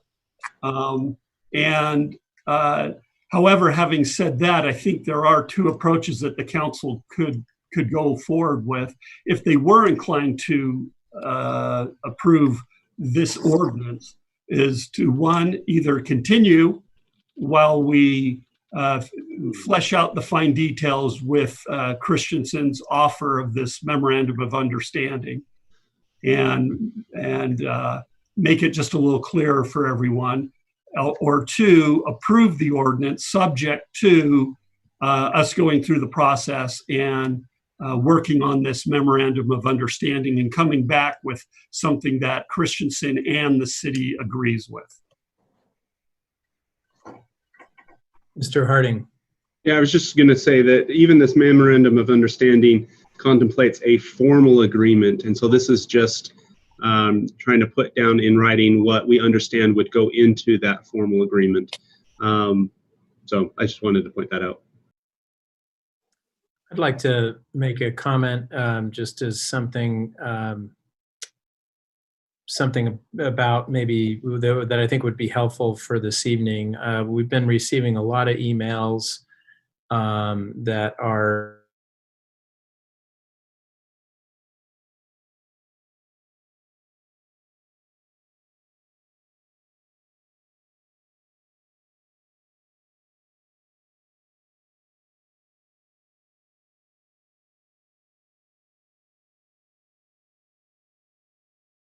presentation, but I think the concern that neighbors have is that this is a well, there's maybe sort of two aspects of it. One is that it sort of makes official what's already going on and probably shouldn't be going on, but because it's been grandfathered for so long now, we're kind of codifying it. And that makes people very anxious. And the other is that it actually is even more than that, that it's an expansion of their business, right? It's almost as if we are, rather than curtailing things, making them more livable for the neighborhood, we're making them more livable for the business and not for the neighborhood. So I think if you can address those concerns directly and help us and the public understand specifically, what I know you've been through this 100 times. I guess I'm just reiterating that there still seems to be some confusion about what exactly this amendment is going to allow and disallow, and whether or not this is putting the neighborhood at more risk or less risk. And so to the degree that you can be specific about that. And then I suppose at that point, whatever we decide goes into that memorandum of understanding can also address some more specific concerns about heights and so on that have been expressed. I see hands up from Mr. Sewell and then Ms. Ellsworth. Thank you, Mr. Chair. I just had a related question about the expansion question. Can you hear me okay, by the way? I've switched to a different speaker. Okay, thank you. I just wanted clarification on what the intent was with item B there, where it says Christensen Oil will only expand on their existing site. Do we know if they, if their intent with that is to say that they would not be making offers on adjacent homes and trying to expand on the block there? I think that's what they're trying to say. Okay. Is that they would like to operate, but only on the property on which they already currently own and on which they are operating right now today. That the adjacent homes on that same block in which they are located, that they have no intent to purchase any of those and try to get the zoning changed to M1 so that they could expand into those areas. Okay. Thank you. I feel like this is heading in a good direction. Is there, I mean, maybe this is getting farther into the weeds on the memorandum of understanding, but I don't know of any reason off the top of my head that we would want to discourage them from finding other locations where they could expand if they did want to physically expand, as long as they were within the zones that would be appropriate for the kind of activity that they would want. I think that actually could alleviate some of the concerns of the neighborhood if there were, sort of a little bit of a pressure valve that would spill over is not the verb phrase I should use for combustible and flammable liquids. But if the business wants to expand physically, I guess I don't know if they have any interest in that at all, but I just raised that as a question. Well, they could into an M2 zone, couldn't they? Yes. Right. They could into an M2 zone, but we wouldn't want this business or a similar business starting up in a different M1 zone that's currently located in the city. Yeah, I guess I should have been more specific. I guess I'm thinking of M2 as, And my understanding is that is not their intent. And tonight would be, an opportunity for a council to ask questions of Christensen Oil related to that stuff. But that's my understanding. Okay. Ms. Ellsworth. Yeah, I know that we've been around the block on this with staff, figuratively and literally. But tonight I'll probably still ask questions for the public's benefit about diesel fuel being stored on site, about the setbacks, and the height of the tanks, about fumes, and about trucks. And yeah, I got those specific questions today from members of the public, and so I just want to underscore those in our meeting tonight, make sure that they find some resolution, or not, if not resolution, answers, more answers, additional answers. And then if it's helpful for this body to know, I was contacted today by 2 people who live in the area by phone, and they're elderly citizens and they don't own computers. So most of this information is new to them and they won't tune in on our live broadcasts. But they do have feelings about the business that they've lived next to for many, many decades. So yeah, I thought it was interesting that as much as we try to gather input from everyone, these 2 citizens don't have computers and didn't even know that much was going on, nor would they have access to the meeting tonight except for by phone. Mr. Fillmore. And I note that Mr. Harding had to step away. This is just a question for Robert and Lynn. My understanding from the site visit I did with you folks is that, number one, the new tanks going in are actually going to be put in a containment area, which is not the case now for certain tanks, and therefore would be safer for the surrounding neighborhood. And secondly, that no tanks would be going in that would be higher than existing tanks. Is that still the case? So in discussions with Mr. Christensen at your visit and the visit next day, presently, with the exception of those temporary plastic totes, which they also have a plan to mitigate, everything's in a containment basin that they have presently, except for the plastic totes. And their tanks would not be higher than the tanks that are next to the barrel warehouse. So if you think of the lubricating oil tanks next to that kind of Quonset hut type feature, the tanks would not go any higher than that. And that's to maintain the sight lines for the neighbors. Right. Those are the tanks that would go into that cement containment area that's now empty. That's correct. And those tanks, when installed, would not be higher than that warehouse either.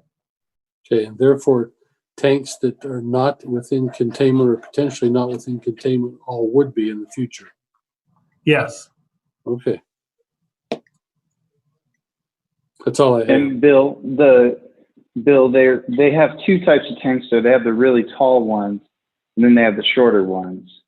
And so what they're saying is that the tanks wouldn't be taller than the shorter ones. They wouldn't be putting in tall tanks anymore. They would be the shorter ones moving forward. Thank you. Okay, any other comments or questions for Mr. Mills or for Mr. Schofield before? Okay, seeing none, we will be revisiting this obviously this evening, and we'll have more time for discussion. We are at the end of our agenda for the open meeting, but we will consider a motion to close the meeting. A closed session has been requested from 4:30 to 5:15. Sorry, I should have read through this. Do I need to do anything? I always forget what my protocol here is. Yes, Chair Hanley. So first, we need to state the reason for the meeting. My understanding is that the closed meeting has to do with sale or purchase of property. If Wayne or somebody can weigh in if there's another purpose, but that's the purpose that I was given to understand, and that therefore, and a discussion about reasonably imminent litigation as well, both of which are reasons that are permitted by the statute. So it'd be appropriate this time to make a motion to close the meeting. I do understand that, assuming that motion is approved, that we are actually going to recess for half an hour to allow people to get food before we actually open the closed meeting or begin the closed meeting. But now would be a good time to go ahead and make that motion. And I would just add it would actually be 45 minutes since we're ending a little bit early. So we would start up at 4:30. All right. Do I have a motion to close the meeting then? So moved. Mr. Hoban, his hand went up, and Ms. Ellsworth seconded that. I'll call for a vote on that. Can I do that unless there's no objection, or I have to have the This one has to be a roll call vote with all the names recorded. I apologize. I'm a little rusty. It's been a while since we had a closed meeting. All right. I'll call for a vote from Mr. Harding is absent. He had to leave early, so we'll start with Ms. Ellsworth. Yes. Mr. Fillmore. Yes. Mr. Hoban. Yes, time for a chocolate break. Mr. Sewell. Yes. Mr. Shipley. Yes. And I will also vote yes. Chocolate, whatever it takes. So we'll see you all at 4:30 for a closed meeting, and then we will begin our evening meeting for the public at 5:30. Is our 4:30 meeting hour long? It is 45 minutes. We have allotted 45 minutes for it. Okay. And that meeting will be held on Microsoft Teams. All right. We'll see you then.